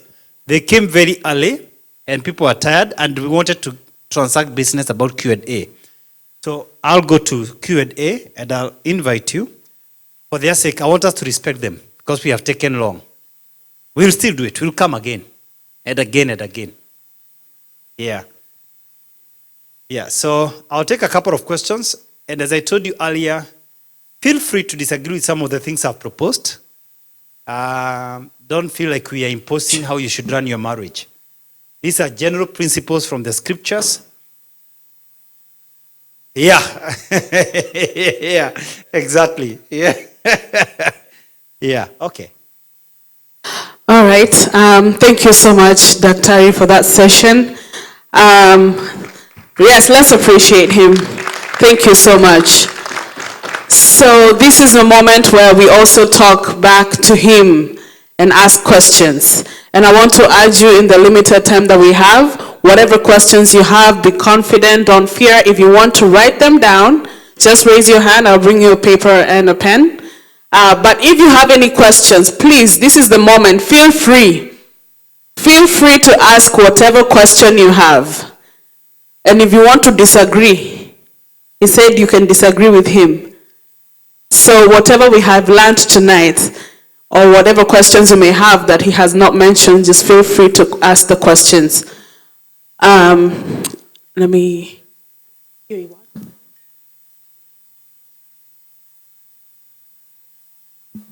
are.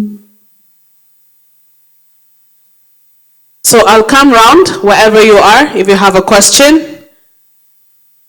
Questions? And then, do you have someone in the media? No, it's okay. It's okay if you don't have. It's okay. Enjoy the time. I can see you're sitting cozy with your wife there, so enjoy that time. All right, do we have any questions? Are we comfortable with everything? No? Yes? Questions? Have a question? Let's feel free and feel confident to ask whatever questions. Yesterday we had a really nice time with the singles, and they were asking questions. And I know we're in a more sensitive setup right now with the couples, and sometimes you want to feel you want to ask a question, but you feel like it might reflect to your marriage. Please don't think about it that way. Ask the question. Thank you, Mr. Who? Mr. Who? Edwin. Thank you so much. Asking for a friend. You can actually use that term. Thank you so much. Asking for a friend. Go ahead.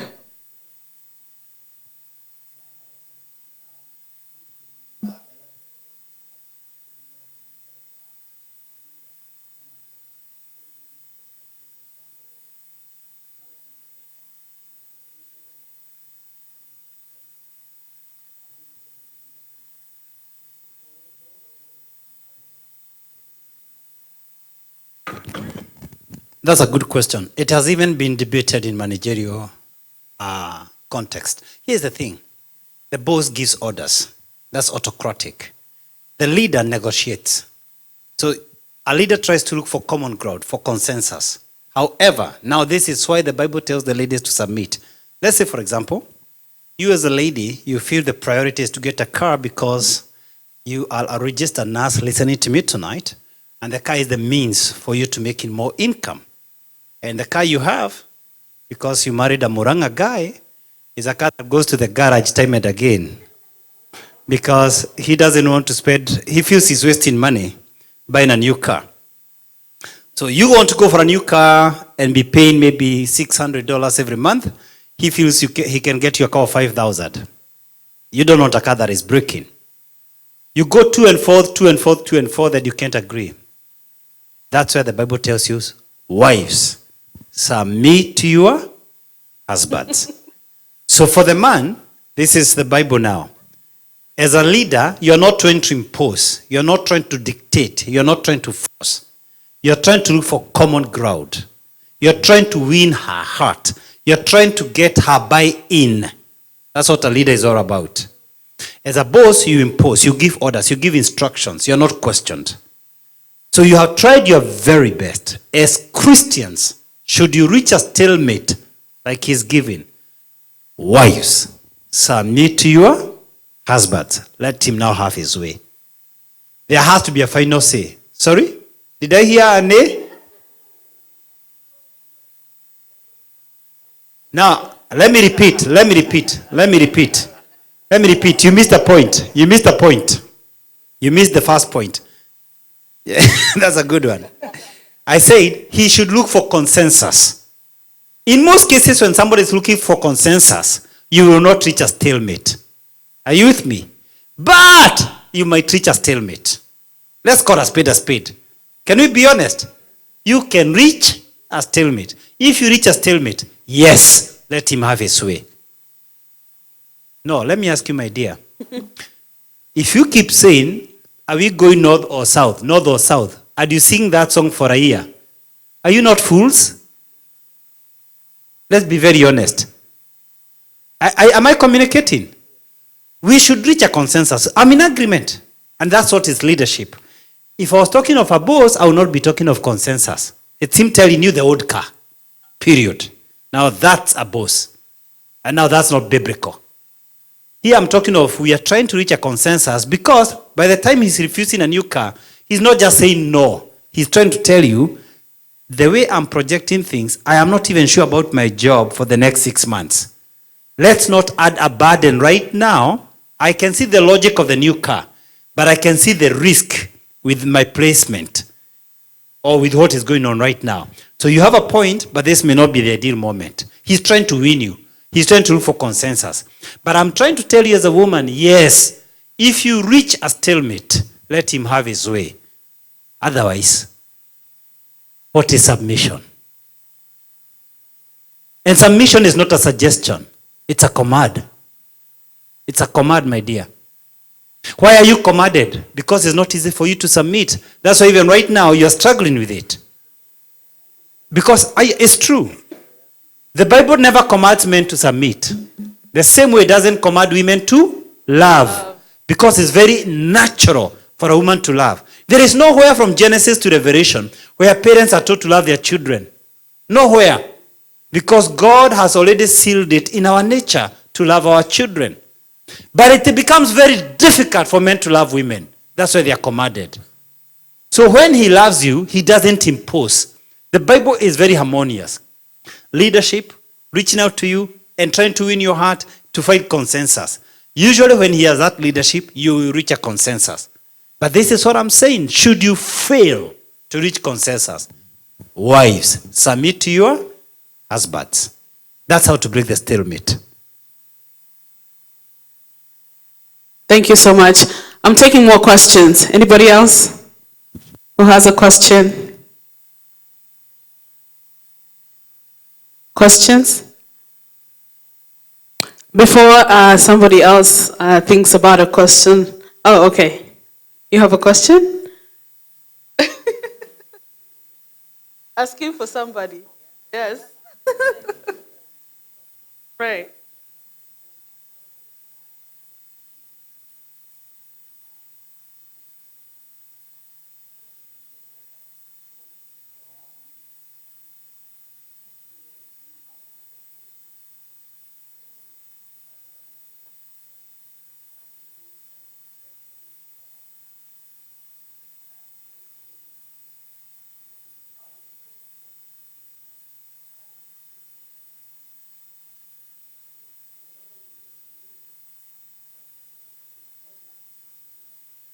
Yes, not just.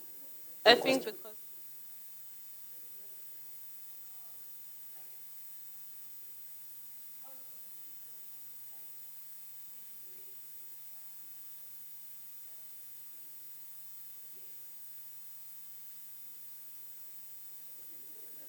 by your partner, by your husband, by that person's person.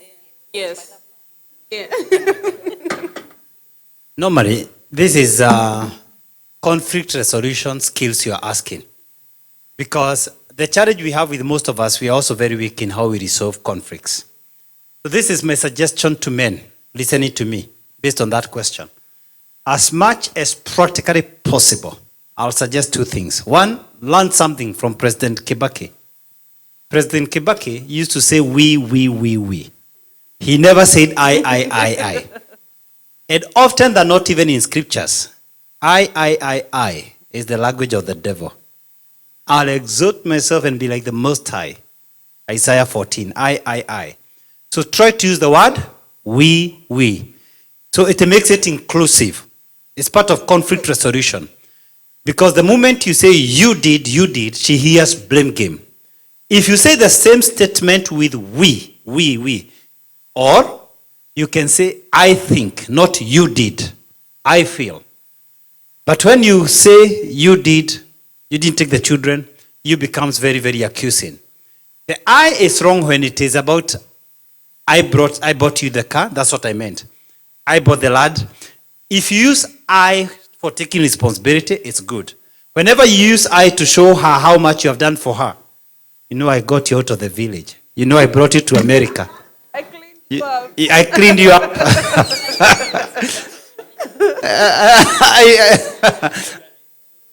I expected you. The moment it comes, when the I is followed by achievements, is pride. When the I is followed by achievements. When the you is followed by blame, anything else you're saying, she has already blocked. And I'm not speaking to him. This is generally to men. Because what we are discussing here, conflict resolution mechanism is part of problem solving. And what happens, the moment you say you did, she can't listen to anything else you're saying. So the same statement, said differently. And that's why I'm saying the Kibaki style. Every victory, you put it to we did. We. Not the way the Lord blessed us. If possible, attribute every achievement to the Lord. It's even safer.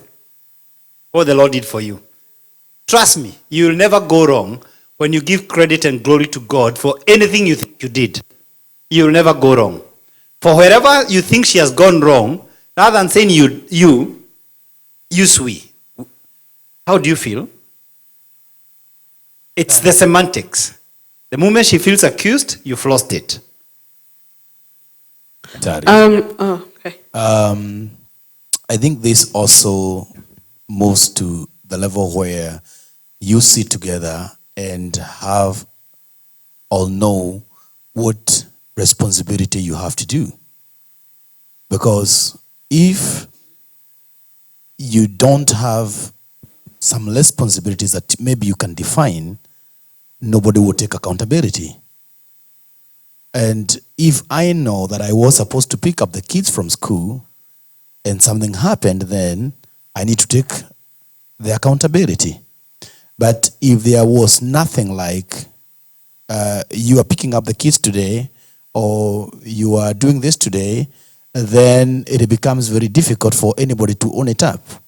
And so I feel also as a couple, you need also to sit and see where you need to say, you can help me with this today, you can do this tomorrow, so that you also feel indebted if something is not done. Because as long as Dr. was saying, if you have not committed to nothing, then nothing you'll be accountable for. So sometimes you need to know what you are supposed to do, so that if you don't do, okay, you don't need to judge someone to judge someone harshly, but you will talk to someone like you are supposed to do so and so maybe, and what happened? Did you need help, or how was it? That's it and done. Okay, let's get the question first and then I'll say my last thing. I'm not on the same. Okay, thank you, Pastor. You can ask your question.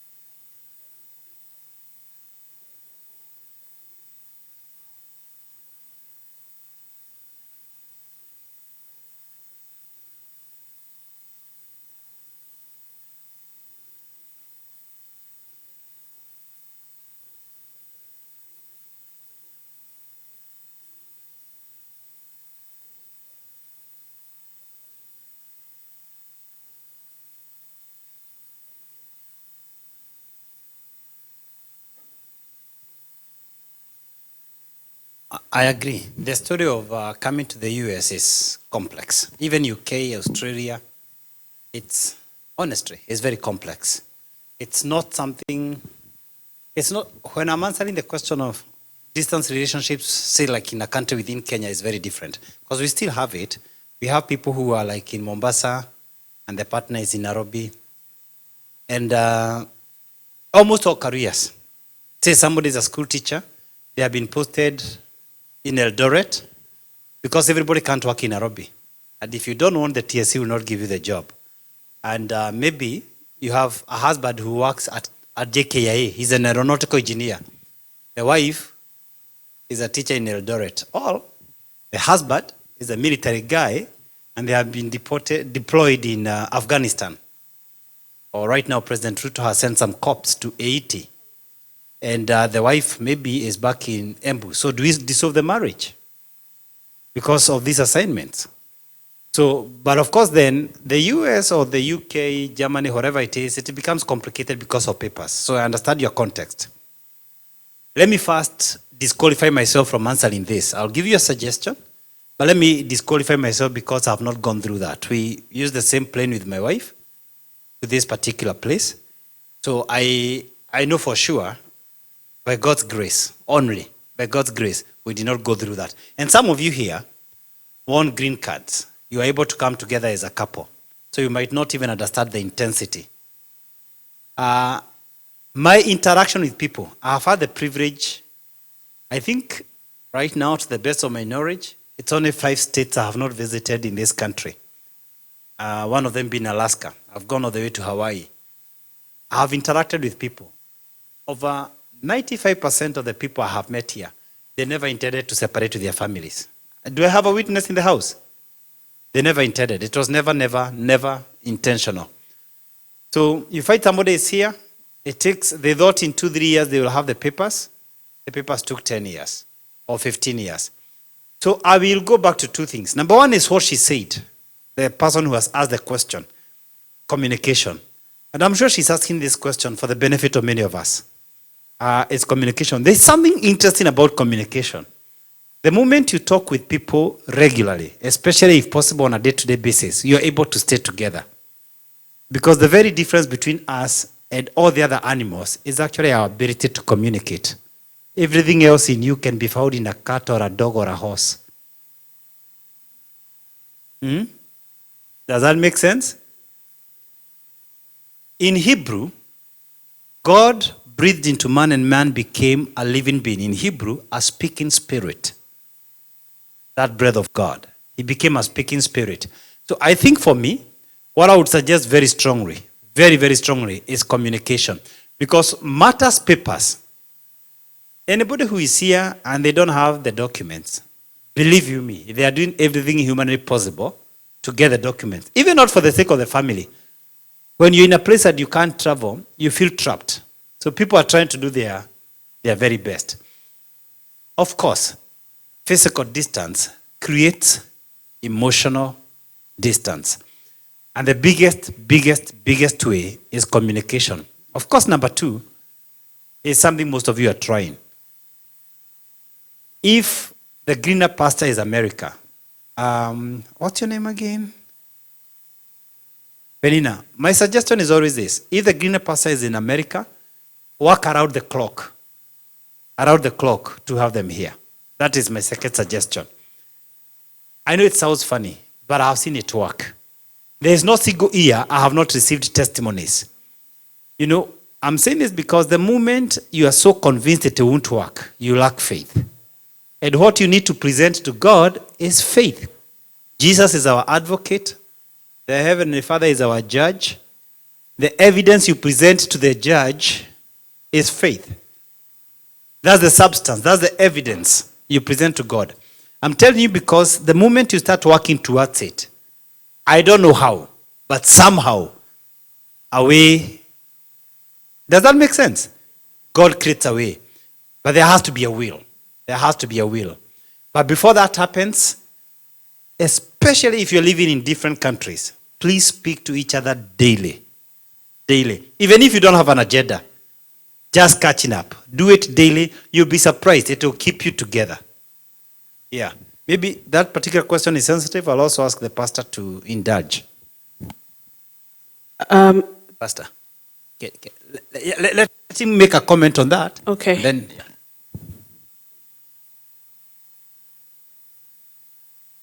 Okay, sorry. I was handling something, and so I missed some. I missed some bits. Well, definitely that's a big elephant in the room, and it is something that it's a very sensitive subject and topic that not many people are willing to handle or respond to. It is a reality, but it also has to go down to your personal choice, reason, and values, and what you take as now a person, and both of you, what you would love to see. Because there is someone who can possibly hang on and hang on and hang on. There is somebody who cannot hang on for a very long time. And as I said, also Dr. Ali says, it's not a very easy subject because it eventually boils down to you people, how you live, what are your values, and what you make, and what you feel that you need to invest in. Said and done, I believe in the aspect there are people who have chosen to work and save money and just go back because sometimes you may not make to go. I know we have a case study like here with Ben and Lowe's. This guy was here for some years and he said, I can't hang on here if I don't have my wife. He went back home. Or she told him to go home. And he went home. And nini yake ikapita. Alikuwa amepitisha siku. And out of what you're talking about, the faith and the belief, they eventually came back together. Yeah, you know, so God works in very different ways. It doesn't mean that will work for everybody. Yeah, kuna wengine wameenda nyumbani hoping that they are going to make up, wanaenda nyumbani after the many years and then they eventually fail. You know, these are realities. It's good to see facts. You do so much here, umekaa hapa miaka several, and baada ya kwenda nyumbani sacrificing, unakuta hata hampatani hata kidogo, si ndio? It has happened to so many people. So it is so much depends on also how you both of you values and what you have as people, two of you, and you have to agree on so many other things. And above all, you trust God because God is the final authority in everything. So it's I believe it is not an easy thing, Dr. Ari. Churches are not talking about it, and by the virtue that Paul said that if you don't want to burn, you need to marry. He was explicitly talking about sex. Was it so? Yeah, if you can't, instead of burning, you do what? You marry, and then you go to Australia, and then you stay there for 5 years. I don't know the solution he gave on that one. But basically, that is the whole thing. It goes down to you, and also the faith and the trust that you have in God.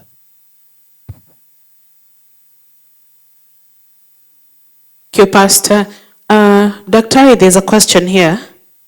He wanted to mention just something very briefly on that. Oh, okay. If it is a testimony, I was a victim of that. I was in Georgia by then. I stayed for 5 years. He tried to come here, she could not make it. Then because we were communicating, it reached a time that we had to agree. And she convinced me, come back home and we shall make it. And when I went home, because I went by faith, not because I went with money, God honored that faith and we made it in Kenya. Made it in Kenya. I never suffered anything. I went without fear and I saw the hand of God. Even for us coming back here, it wasn't that he had decided to come. I proposed to her, let me go and take you to Georgia, where I used to work, that you can go and see. Not that I had known that I would get a visa, but I was doing it by faith. And I told her, I feel in my heart that God will favor us with a visa to go, and we go and visit where I used to work. And it happened. We were given a visa. That was 2013. We went to Georgia. We had no plans to come and stay. So we came and visited. We had our own money from Kenya. We came and stayed here for 1 month. And we went back. And we forgot about coming back here. Until 2019, the reason why we came is because we had some challenges. And I told her, now the way I see here is things are not working well. And I believe if we can get a chance and go back to America, we can make it. All this happens through agreement and unity. And you know where the Bible says that when you are united in oneness, God commands a blessing. And we are here, and there is that agreement that we have, and we shall still honor it. She agreed to come and support me because I requested her.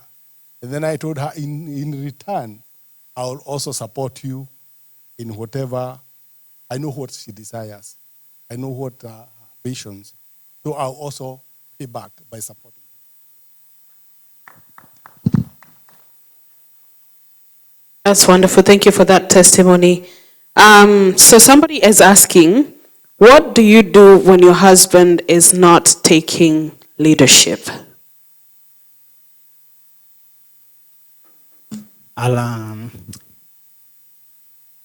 Can I say this before I answer that question? Just a word of caution. Do not follow what this couple did. Just a word of caution. And that's what Pastor was trying to tell you, because that was their Rema word. It's not. There are some fellows in Uganda who literally jumped into the water because Peter jumped into the water. True story. 4 evangelists, they drowned and died. That was Peter's Rema word. So don't confuse Logos with Rema. There's a time T.L. Osborne was praying for fellows in Kenya. He visited Nyeri. And he did something he has never done before. There was a guy with an issue with the leg. Sorry, stomach. It was a stomach. And T.L. Osborne, for some reason, hit this person. He slapped the fellow. And the guy healed immediately. And it was a cancer. A young man saw somebody with an issue in the leg and decided to do exactly like T.L. Osborne and hit the leg that had a fracture. Now, mguu ilitokana yote. It became a police case and a medical case. There's a difference between Rema and Logos. This is a word God spoke to these people. And that's basically what the pastor was saying. So don't go home riding on their faith, because that was their Rema word. Are we together? And I think the key thing he has given is the principle behind it. They were in communication, they were in agreement, and he has quoted Psalms 133. God commanded a blessing. Yeah. And let me come to that question. Before I do that, I have some books, but you may not have time to look at them. I'll bring them tomorrow. I'll discuss about purpose tomorrow afternoon. And I have 2 books I use for teaching. And tomorrow we are going to discuss about, in the Sunday service, we'll talk about parenting in the 21st century, parenting today. And I just felt an urge to focus on family throughout. Pastor Lydia didn't give me a topic, literally this time round. And she gave me the leeway. And I prayed over this, and I'll focus on family matters the whole weekend. But in the afternoon tomorrow, we'll talk about purpose, something he touched when we started. His desire is that people could connect with their assignments, with their God-given assignments. And but in case you need to pick any of the books, I can still autograph for you today. What do you do? I hope it's the last question. Okay. What do you do as a lady if your husband is not offering the leadership? By the way, when the man does not lead, the lady does not sit down to decide what to do. She straight away gets into the steering wheel. This is what happens. It's a natural response. This is what happens. If you are driving a car along the interstate and suddenly you realize there's no driver on the driver's seat, you do not sit to negotiate because there will be an accident. You straight away jump to the driver's seat. The thing is this, she doesn't come announcing, now I am the leader. You have to go back to the definition of leadership, which we did the other meeting. Leadership is taking initiative. Leadership is influencing others. Leadership is serving others. For example, look at the question you're asking. The example you gave, were the children taken for swimming or did you pick them from school? Now, somebody here may be calling themselves the leader, but it is the lady taking the girl maybe for swimming, the boy maybe for soccer. It is a woman who knows whether the children are doing well in school. Have they done the AP? Where are they going to college? Have they done the applications? It is a woman who has bothered to buy a plot in Naivasha because now there's a huge investment that is going to happen in Naivasha. You may be calling yourself a leader, but you're cheating yourself. That thing left long time ago. She is the leader. The leader is not a position. We all know that. Leadership is taking initiative. So if it's the woman taking initiative, intimacy, initiative, finances, initiative, parenting, initiative about whether you are sending Christmas to your parents, by default, she is the leader. She only didn't announce. So naturally, they just fill in the vacuum. Nature has no vacuum. So if you don't occupy your space as a man, somebody else does it. Yeah. So I know you want me to tell you, what do I do as a woman? We don't need to tell her. She straight away jumps and leads. Yeah, that is it. Yeah. So the answer is just jump and be the leader. It's the natural thing. It's the natural thing because, as I said, you don't claim that you are the leader. You do it. You just do. They'll follow. But does that affect the marriage in a way? Well, yes, to some extent it does, of course, because sometimes you feel cheated. You feel like, but because you know that you have an investment in it, you don't let things go to the drain because you have a commitment. Otherwise, you might have some challenges, and tomorrow you might need a counselor. Yeah, that's true. By the way, what he's saying is true. But what I have seen is this: the lady will naturally jump into leadership. Of course, what will happen after a while? Maybe 2, 3, 4, 5 years later, the man will say you're controlling. Right. So eventually, you end up going for counseling. But you see, because he's supposed to lead, and what I've seen is this: majority of them will not even agree to go for counseling. Majority of them will not. Unfortunately, as a lady, you're in an awkward position. I'll be very honest with you. It's just like citizens. You can vote for President Ruto. But the moment he occupies that seat, let me give you an example. This is not politics, and don't please interpret this as politics.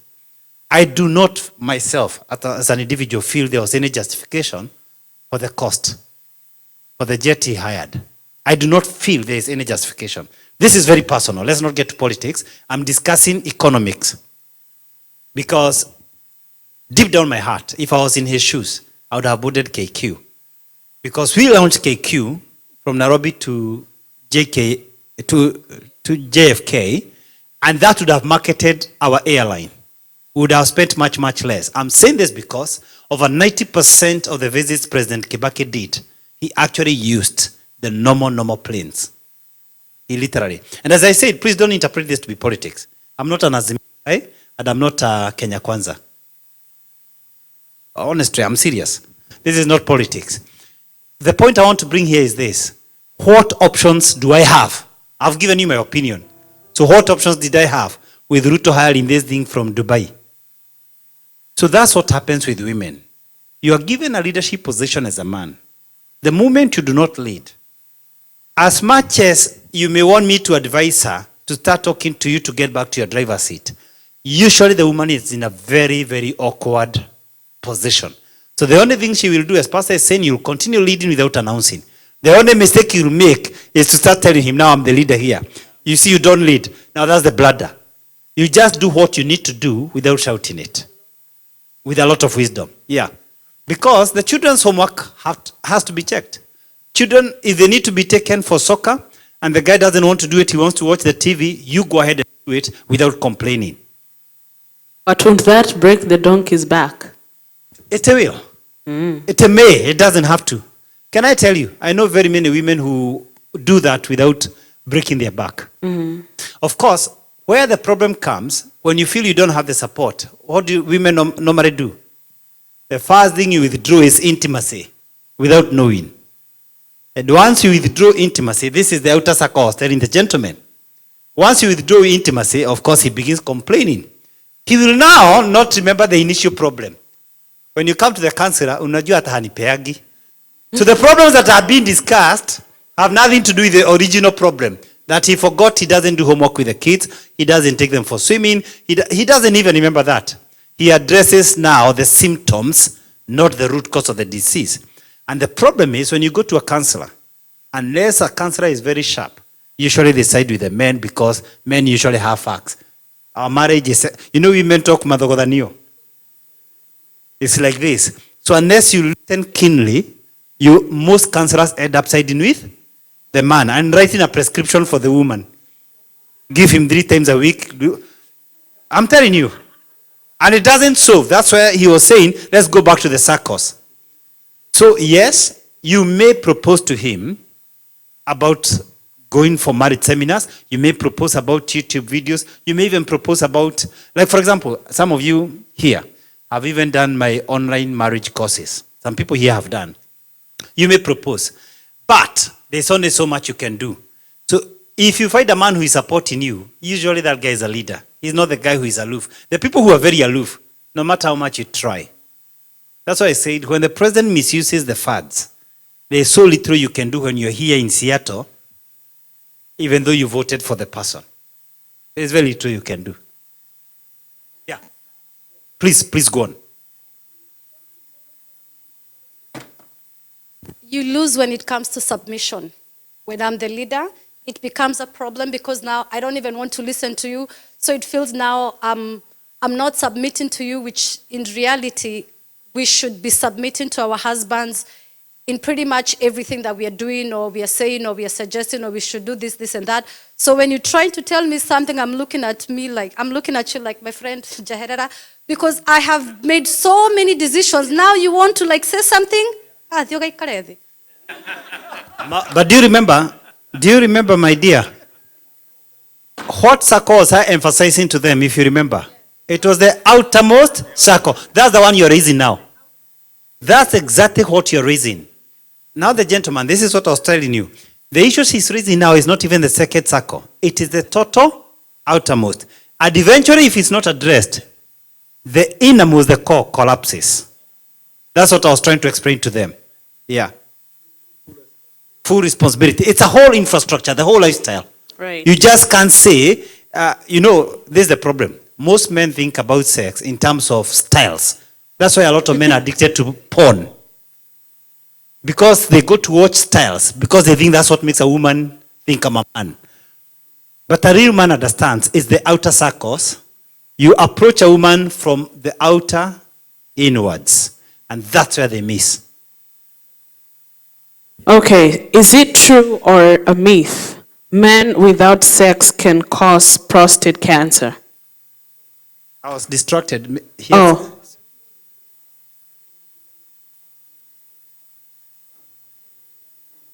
We said we have 3 circles. Can I just, maybe this is important for him. And maybe for many others. I said, look at intimacy from a minimum of 3 circles. Here is the circle we are calling responsibilities, and it is the outermost circle. The second circle are those shenanigans you do for preparing the girl from the morning. Sending a text, taking her out for coffee, remembering her birthday, all those things that are for spicing up. The innermost circle is what you do literally on bed. The foreplay, how you approach it. But the one we forget the most is this circle of responsibility, and that's the one she's saying for faithing the leadership. Now, here is where we are saying, who checks the child's homework? Who knows whether we have paid the house mortgage? Who knows whether the child has gone for swimming? Who is taking this child for soccer so that they can be distracted from their phones and the TV and be involved in more profitable activities? Who is taking care of all this? Is it the woman alone? Are we sharing these responsibilities? And she's telling you, the moment you don't address that, please don't just tell me about submission. That's exactly what she's saying. It becomes impractical. That's what she's saying. So they're telling you as a man, submission should be really a response of you addressing these circles, that you don't even need to tell me to yield to you on the bed. Yielding in bed is the highest level of submission. When a woman lays her body on the bed there with no clothes, that's the highest level of submission. It should be occurring, she should be looking forward to it. Because we started by being responsible. Then number 2, we started preparing her week by week, day by day, what we are doing, being kind and nice to the girl. Then number 3, we are preparing her even in bed. Right, thank you. So there was that question about whether it's true or it's a myth that if men don't have sex, that can cause prostate. It increases the chance. Okay, thank you. Yeah, it just increases the chance. Check. What is the line? The reason is the accumulation of the semens in the testicles, they get trapped. It doesn't necessarily cause, you don't have to. But the cancer, for your information, and there could be paramedics in our midst. There are so many things people talk about cancer, but there is no known cause. My dear, there is no clear known cause for any cancer. So the only thing we discuss, even when you hear about foods and other people talking about sodas or even food coloring, we can only say those things can increase the chances. But we cannot say with certainty what causes cancer. It's complex.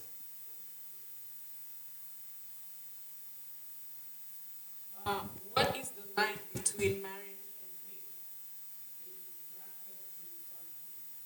faith? There is no line. We said this. Marriage was started by who? We said this. Who is the witness of marriage? There is no line. Let me even say this. Not only is marriage spiritual, for you as a believer, finances are spiritual. We said God tests where your heart is by how you spend your money. Sex is spiritual, and I wish we had time to go to that. Your entire life is spiritual because you are a spirit. This is a tent. This is a tent. This is a tent. And the Bible calls it that. You are a spirit.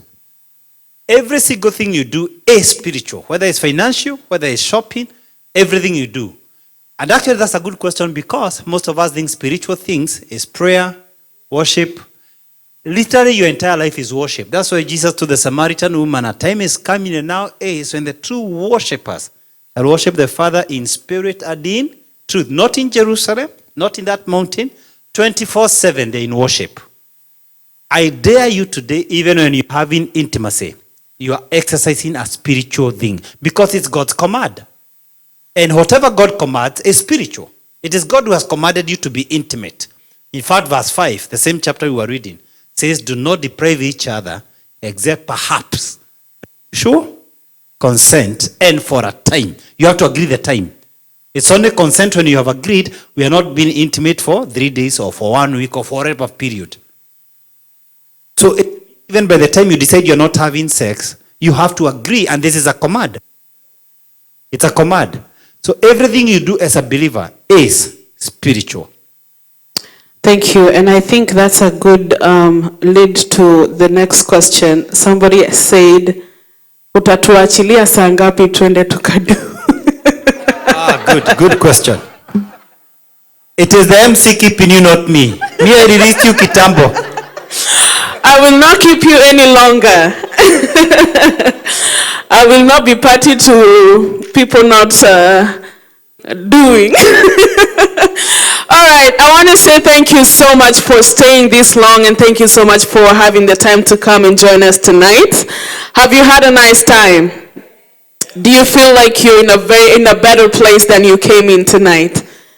Oh, that's wonderful. And Dr. thank you so much. Thank you for your time. Thank you for your wisdom. And it doesn't end tonight. It ends tomorrow at 4 p.m. Tomorrow we're having everybody, whether you're single, whether you're in a situationship, relationship, trying to figure it out, or marriage, right? Every person. You're welcome tomorrow at 4 p.m. here at BBM. We're going to keep time tomorrow. So please make sure you come, bring a friend, send the message to somebody. Make sure somebody comes and gets whatever you got tonight. Cindy, because this is wisdom and we don't get it everywhere. And I thank you for even the courage to ask your questions, to be vulnerable, to participate. May the Lord bless you so much. Also, I want to invite you to our service tomorrow here at BBM. We have our service starting at 10:30 a.m. All the way to 1 p.m. Please, if you have a chance or you don't have a place you worship, if you're free in the morning, pop in and worship with us. Praise the Lord. You're welcome, and we love visitors. So without further ado, please help me appreciate the guest speaker for such a wonderful job, and also appreciate Pastor Charles for hosting and also being a participant. And can we appreciate Pst.Lydiah? Thank you so much. May the Lord bless you. Media, I know you're ready. We're going to take a group photo before we go.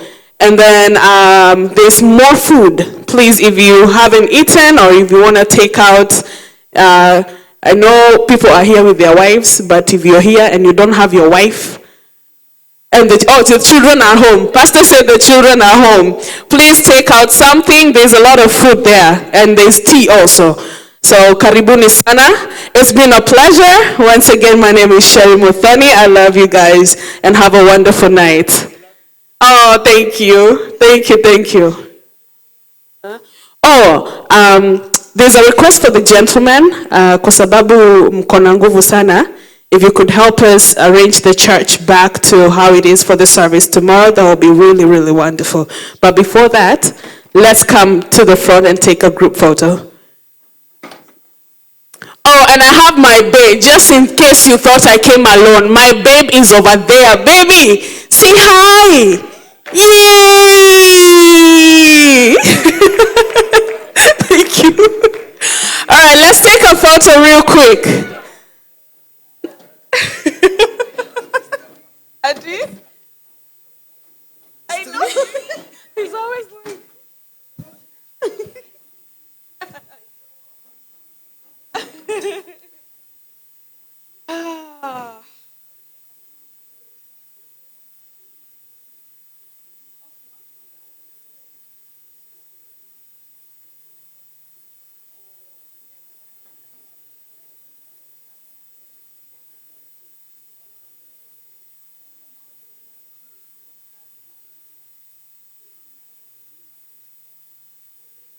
I've been asked to insist that tomorrow is 4 p.m. If you come at 6, we'll be saying the grace.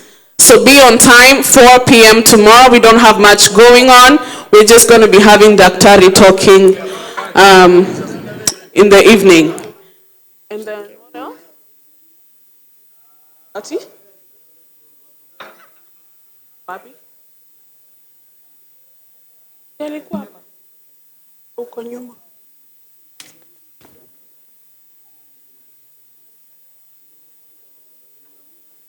Daktari will also be sharing tomorrow's Sunday service from 10:30. Karibuni sana.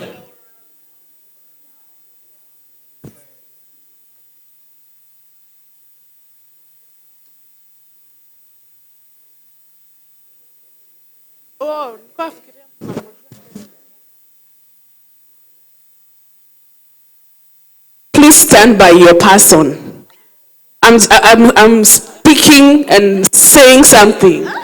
Stay by your person. Stand by your person.